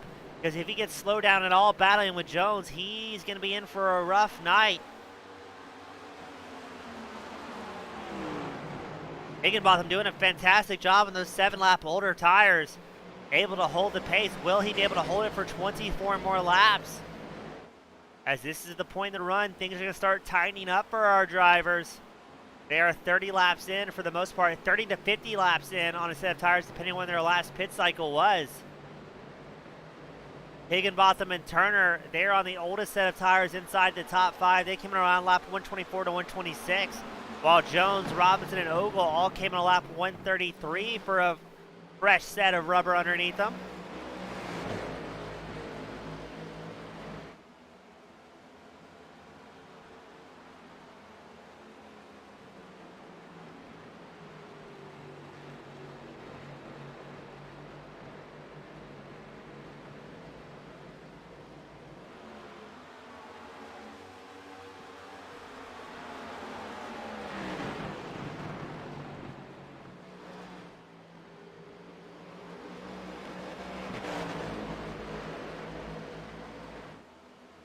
Things starting to bunch up a little bit here.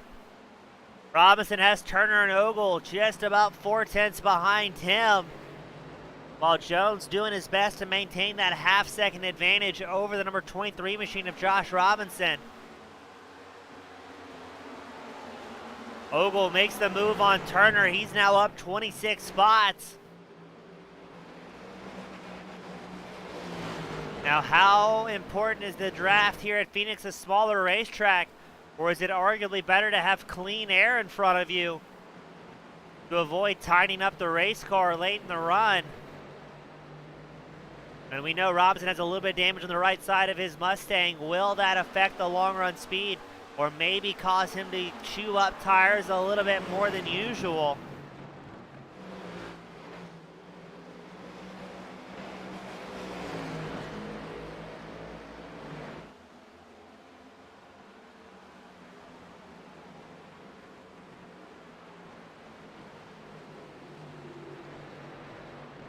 As we are focused on our hard charger, Tom Ogle, clicking off laps and making it look easy. Starting way back in that P30 spot tonight, and now absolutely ecstatic to be running fourth, and he's catching up to his teammate Josh Robinson, one of the other Team Miata drivers, to see if he can work himself up into third, or maybe lend his support to Robinson, knowing that 23 machine, normally a front runner as far as points goes, not able to have the start of the season he wanted, or being forced to miss a couple of early rounds.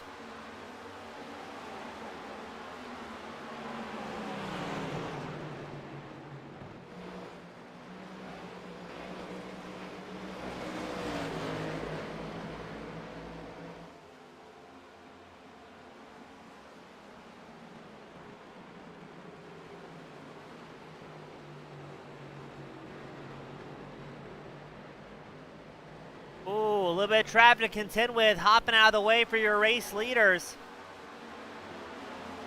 And Ogle has fairly much caught up to Robinson. We're going to pan a little bit further ahead to Eddie Jones, who's going to be one of the drivers cutting through traffic here. Jason Higginbotham almost 3 seconds ahead over the rest of the field. 17 laps left to go.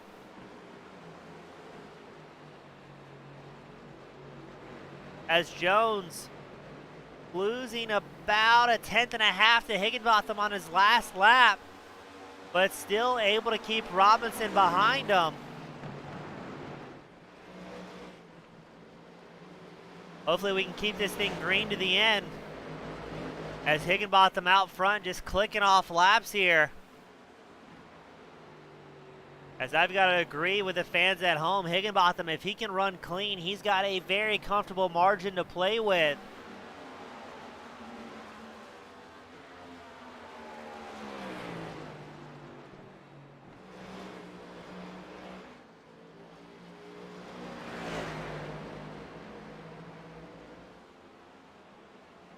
As he surely knows Jones just behind him, with Robinson and Ogle, as well as Al Turner in tow, will be fighting tooth and nail for those podium positions. If these drivers start to battle it all for position, it's going to make things even easier for Higginbotham, forcing the drivers behind him to use those tires up and not have anything late in the race. So Higginbotham, who valued the track position more so than 7-lap newer tires, seems to have things dialed in pretty well in that 44 Toyota Camry,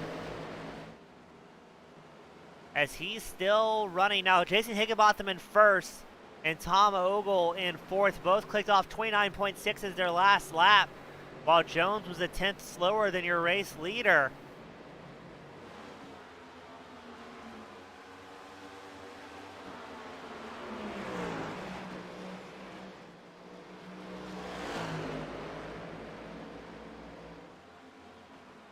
But Higginbotham will have a whole lot of traffic to contend with here in the closing laps at Phoenix for the Metro Ford Cup Series.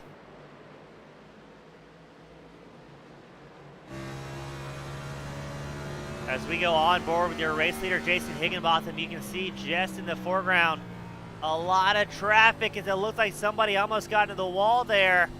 That is the absolute last thing that Higginbotham wants or needs right now, is any mistakes from anybody out on track.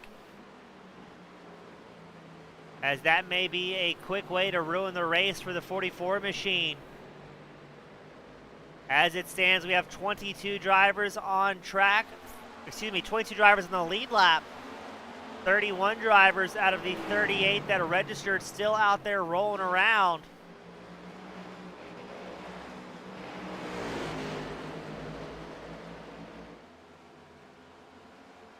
Let's see if Higginbotham uses or loses or any time here to traffic, as surely everybody is aware of what's going on behind them. Communicating between crew chiefs and spotters to avoid interfering with the 44 machine.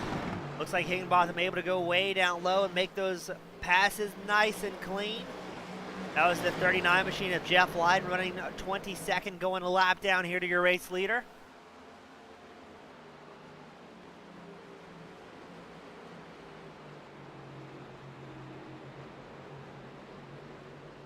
Ten laps left to go. It's Higginbotham out front, and oh no. Dale Copeland finds himself parked on a hot raceway. What is this going to do, ladies and gentlemen? What happened to Copeland? Ooh, looks like he tagged that outside wall, had to check up, and then a little bit of help from his friends. Around he goes. Let's get a slightly different angle on that one. Yeah, Copeland hit the outside wall, had to check up slightly, and then goes pirouetting around in that 55 machine. Poor Copeland has been in it tonight. So this will be our fourth caution of the night, and this is not what Higginbotham wanted. Is he going to come down pit road? He is. He's going to take tires,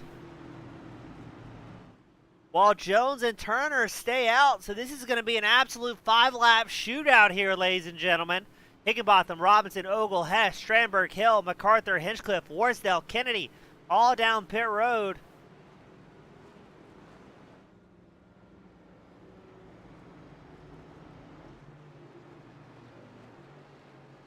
Now, I don't think this may be necessarily terrible news for Higginbotham, as he's had a great short-run car tonight.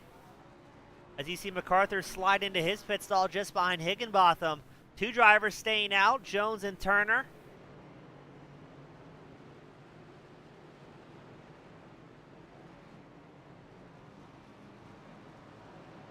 Ooh, Andrew Hess with a very quick pit stop. He's in and out of his box in 10.4 seconds.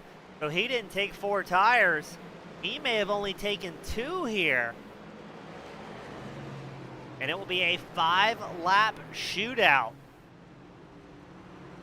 In a race that was looking fairly certain for Higginbotham, now up in the air, as he will have Hess in front of him, as well as Jones and Turner, but Robinson, Ogle, Lyden, McArthur, Hinchcliffe, Hill will round out the top 10. Oh, what's going to happen here, ladies and gentlemen?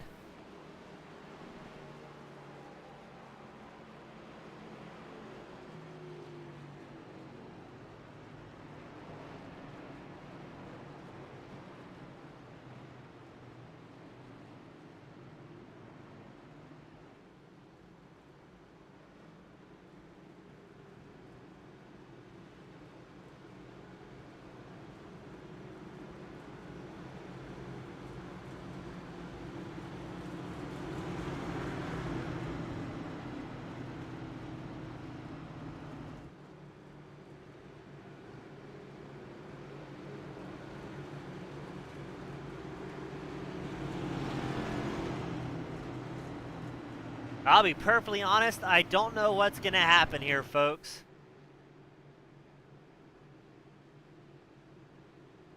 We do have the 2 green-white checker attempts available. So if the caution flag comes out once more before the leaders take the white flag, we'll throw it into overtime conditions. We'll have 2 attempts at that. But right now, all eyes are on Higginbotham, who's looking good to bring home the win, but he's going to have company from Josh Robinson.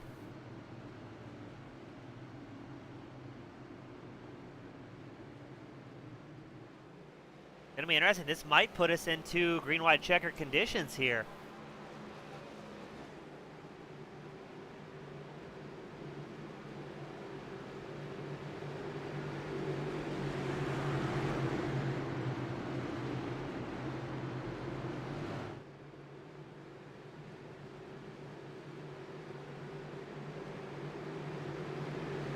Pace car is in. It's Jones and Turner on the front row. Higginbotham, Hess, your second row. Ogle, Robinson, your third row for what could be the final time today here at Phoenix.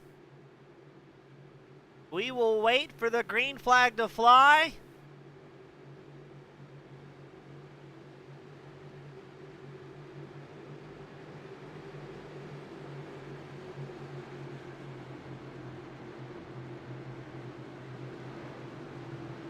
And away they go with Jones and Turner on the front row with 50 lap older tires. This is going to get very hectic, very heated, very quickly as Higginbotham trying to work the outside line, Andrew Hess the inside line. But both these drivers have, oh, here we go, everybody trying to find a way through. Ogle suddenly finds himself inside the top three. Higginbotham takes over the race lead from Eddie Jones.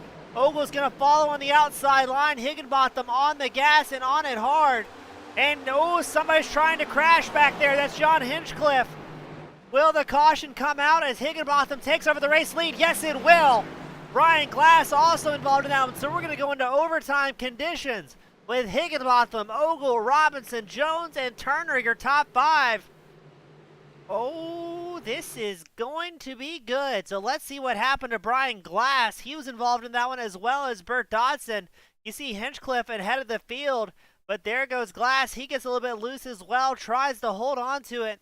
Unable to do so, locking up the brakes, leaving a long skid mark as he goes for a full 720. And what happened to Bert Dodson? Oh, I see. A terrible place to park.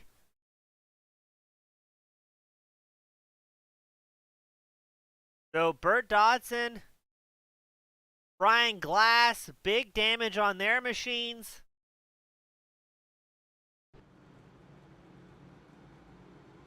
And Jason Higginbotham, a man on a mission, as the fans are saying,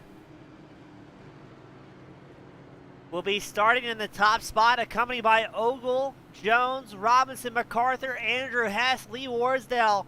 That's a lot of big names up here, ladies and gentlemen. For our fifth caution of the night. Now again, if we can't take the white flag under green flag conditions, we'll go into double overtime.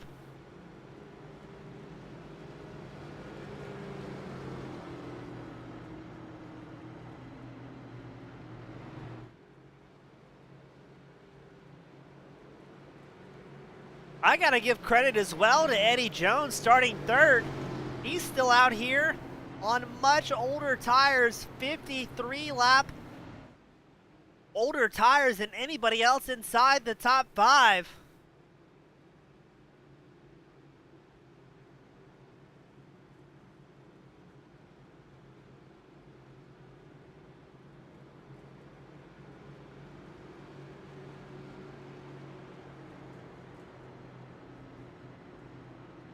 So Jones, who was originally coming here tonight to try and make it back-to-back wins, he'll be fighting for points and survival at this point. Meanwhile, Higginbotham, Ogle, Robinson, Hess looking for their first one of the season. McCarthy looking to make it his third of the season with his fresh tires. He'll be starting fifth on track.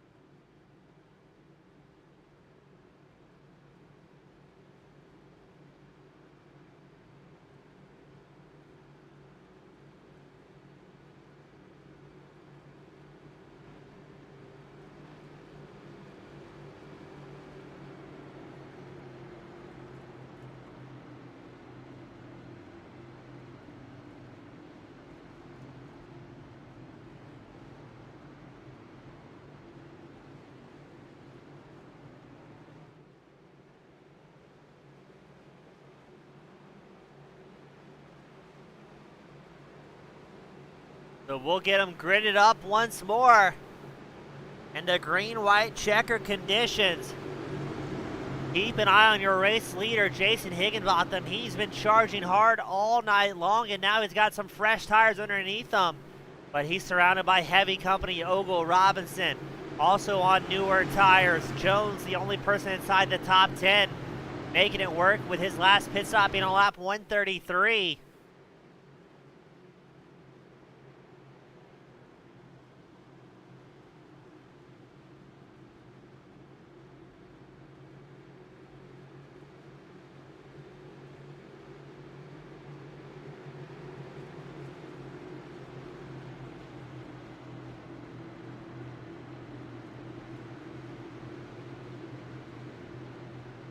Here we go for what could be the final time. Ogle does not get a good launch on the inside line. That's going to allow Robinson to work his way around the outside.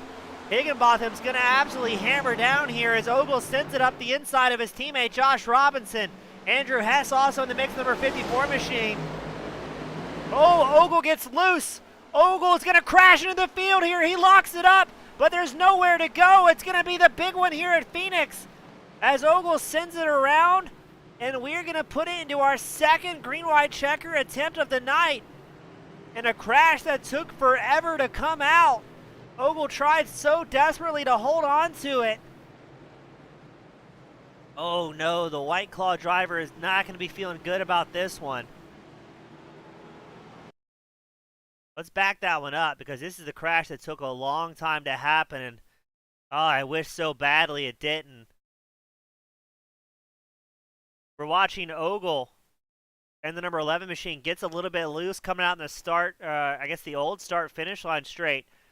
Starts to swap on him, does everything in his power to hold on to it, but he goes drifting across the track, locks up the brakes, or tries to at least, and then we realize, or he realizes a little bit too late, that he is going to crash in the worst spot possible.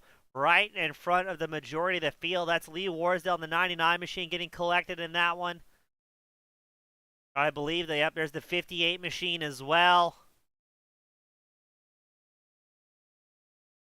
Oh, what a tragedy.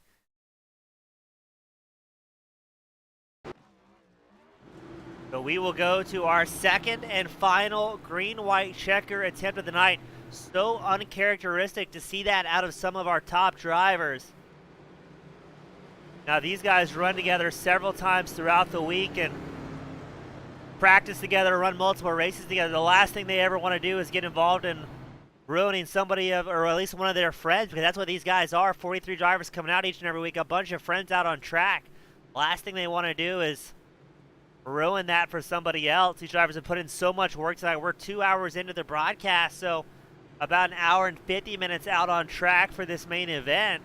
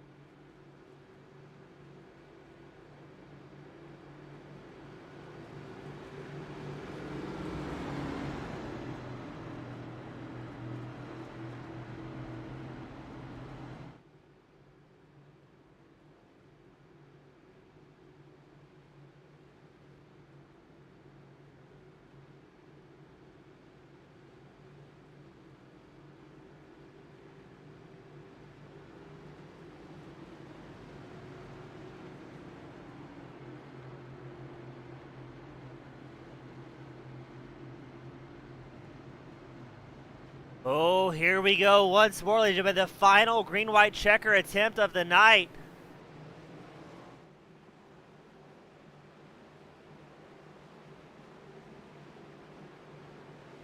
And now it's Higginbotham, Robinson, Hill, Hess, McCarthy, your top five.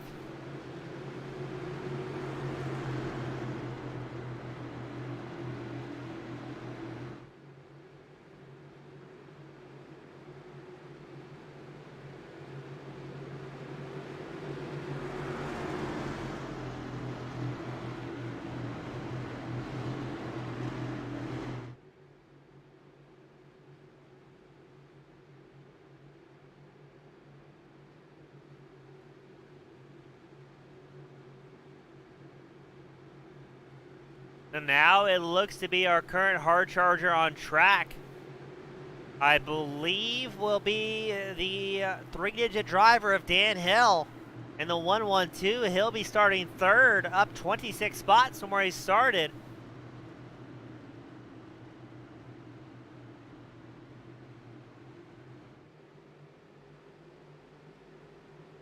Now, if we can't take the white flag here, we will end this race under caution.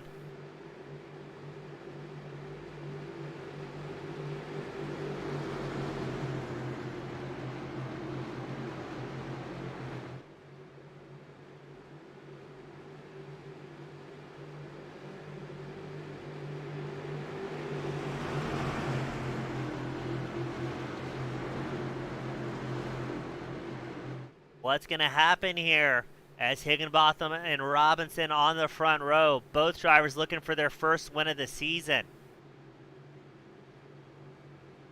Really, everybody inside the top 5 looking for their first win of the season.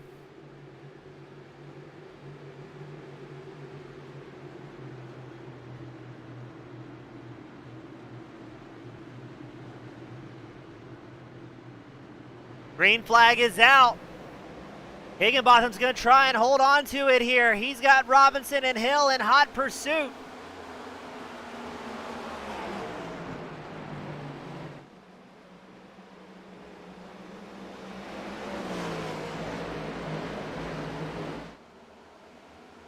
Higginbotham has about 3/10 over Robinson. Hill right behind the number 23 machine as well. The white flag will be out this time by. If we can take the white flag, yes we do. We will finish this race as an actual race instead of a parade. As Higginbotham, if he cannot avoid, or if he can avoid making any mistakes here, he's looking good to have his first win of the season. He's going to come down the backstretch for the last time. Robinson still in second. Dan Hill's not going to be able to make a move here. McCarthy makes a move on Hess for fourth, excuse me. He won't be able to make it happen, so it's going to be Jason Higginbotham, Josh Robinson, Dan Hill, your top 3.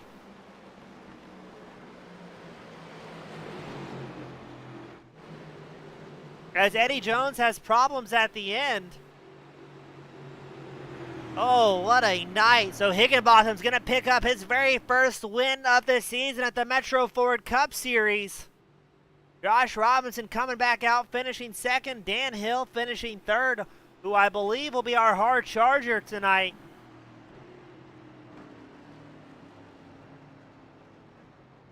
What a wild race.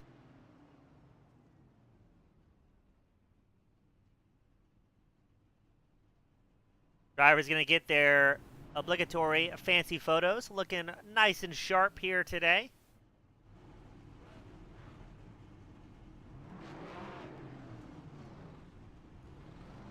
And now Jason Higginbotham's going to burn it down in style.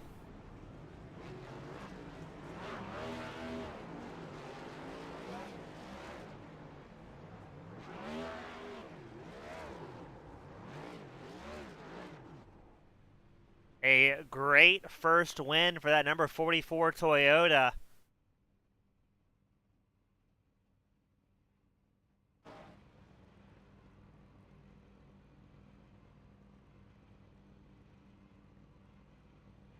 As we wait for our drivers to make their way up here in Victory Lane.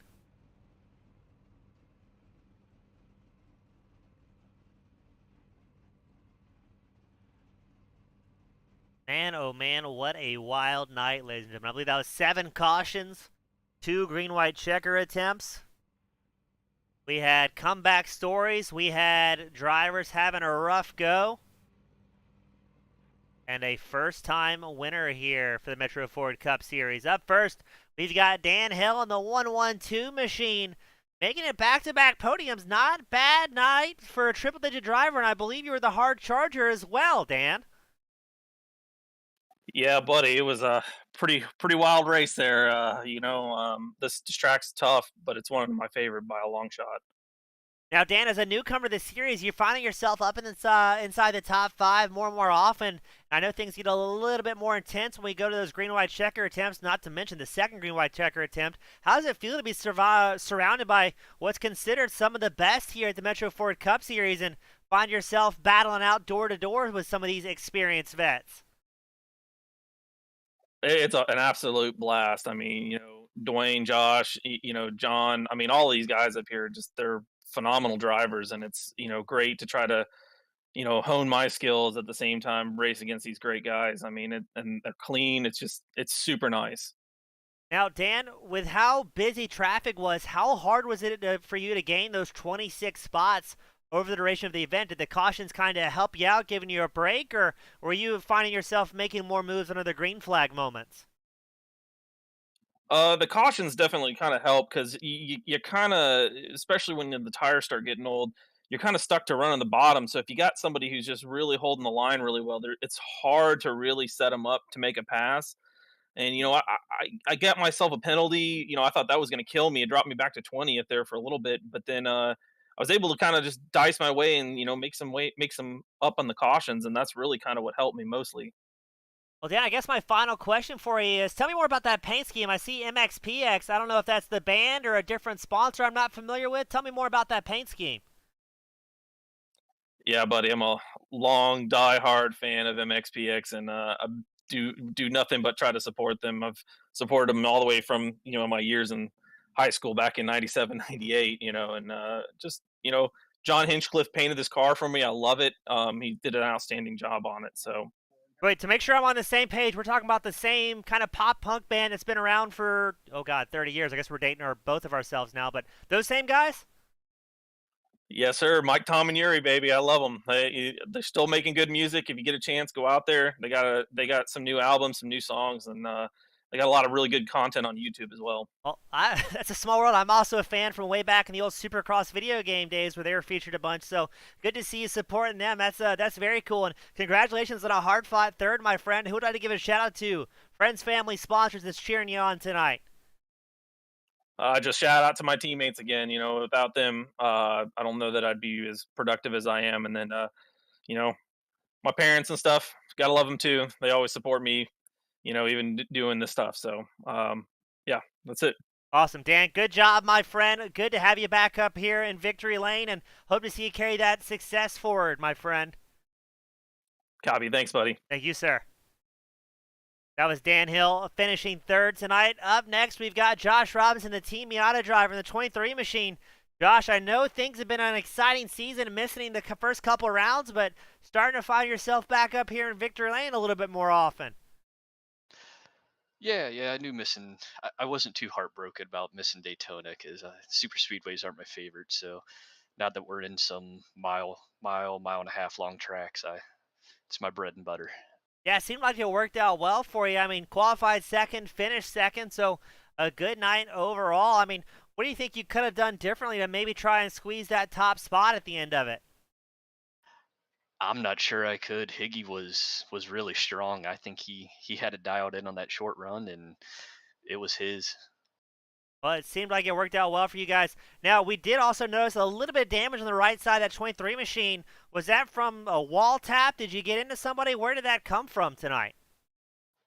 Oh, I have a good trademark getting up into the wall on my own, so not too surprising I did that.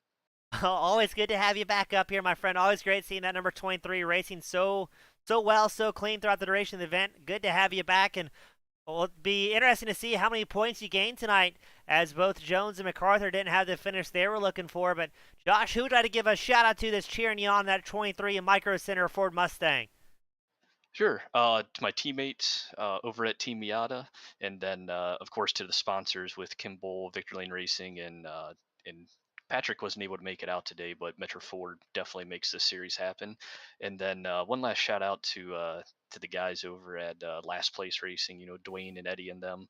They're great to race with, and sucks they had a little bit of misfortune at the end, but go through the whole season. We unfortunately all get that. Well, Josh, great talking to you, my friend. Hope to see you back up here next week. And as always, thank you for your time and congratulations on a great finish tonight. Appreciate it, James. Thanks for the broadcast. You as well, my friend. That was Josh Robinson finishing the second place. But up next, the man of the hour, Jason Higginbotham, bringing home the top spot in the Toyota Camry. Jason, you got to be ecstatic right now. Man, that isn't a word for it. This was a surprise, well taken. Now, Jason, speaking of surprises, I don't think I've seen you out so far this season. Is that correct? Is my statistics right? No, you're correct. I was just telling Josh I've been so bad in this car that I haven't been able to run 4 or 5 laps without wrecking it. So this was the first track I come to that I actually didn't wreck for 4 or 5 laps. So I decided to race. Now, Jason, as I think all of our fans know, I only cover the Sunday Morning Cup Series, but you've got a double-digit number, so you're no stranger here to OBRL. What other series are you racing within the OBR umbrella? Is it the Arcas, the truck, the Xfinity? What do we normally find you running in? Normally you'll find me in the trucks, but I definitely try and run every series they got.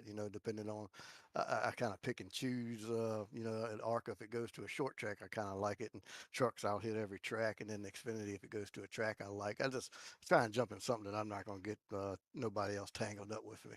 Well, now, Jason, after picking up a win in the Premier Metro Ford Cup Series, I think you're legally obligated to come back out and try again. What do you have to say to that? Yeah. I guess you got that right. So, Jason, as the cars are getting updated, what's making you a little bit more comfortable with these cars compared to some of the, like, let's say the trucks that you run fairly consistently? That right there, I feel like this car was a little bit more stable now. Like I say, on a mile and a half, I couldn't. I'm having a hard time controlling it. This car, if you just lay off the gas and lay off the gas and lay off the gas, this car was pretty stable. So I like this little track. So I don't know if I'm not really sure, but it definitely felt a little bit more stable. I like the trucks because they're stable. They're actually a little too tight. So this car felt good because it was a little too tight for me. So as long as you could stay off the gas, it felt comfortable for me. Well, Jason, a fantastic run out here. Your first time out this season, picking up a win amongst a lot of heavy hitters. Now, were you feeling pretty good when you saw that caution coming out, knowing you had the short run speed, or were you hoping? I know you were a little bit nervous. At one point, you had a 3-second gap before we saw that first late race caution. But what were you thinking when you saw that yellow come out?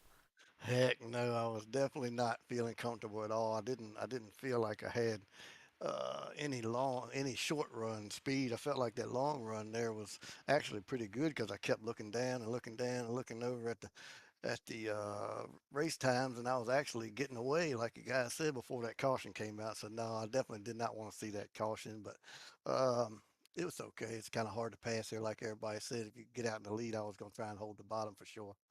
Well, Jason, it was a great job tonight, my friend. Good time having you for the first time in the broadcast booth for at least one of my shows. I'm sure you're no stranger to Victory Lane, but the fans were rooting for you. I was rooting for you, and good to see you up here seizing that top spot. Jason, you have the final privileges, my friend, of giving the final shout-outs for the evening. Friends, family, sponsors, the floor is all yours. Thank you, James. I appreciate that a lot. I got to thank all the sponsors of this series here: Metro Ford, VLS Racing with Victor Lane, Kim Bowl, and I got to thank Old Bastards Racing. All these guys are they're actually so good to race with. It's by far the best series I've ever jumped in and raced for the league. So I got to thank all these guys. It's a blast. Awesome. Jason, great time having you, my friend. Good to see you up here. Hope to see you back, and congratulations on a major win tonight. Thank you. Thank you very much, James. Thank you, sir. That was Jason Higginbotham bringing home the top spot here at Phoenix in the number 44 Toyota Camry. Josh Robinson, the Ford, finishes second, and Dan Hill, the triple-digit driver, rounds out our podium. As always, on behalf of OldBastardsRacing.com, Victor Lane Sports, as well as KimBull.net, I was your host, James East. Thank you all so much for tuning in. I look forward to having you back same time, same place next week. And thank you all so much for spending a Sunday afternoon with us. Have a great day, a great weekend, and be safe, ladies and gentlemen. Take care.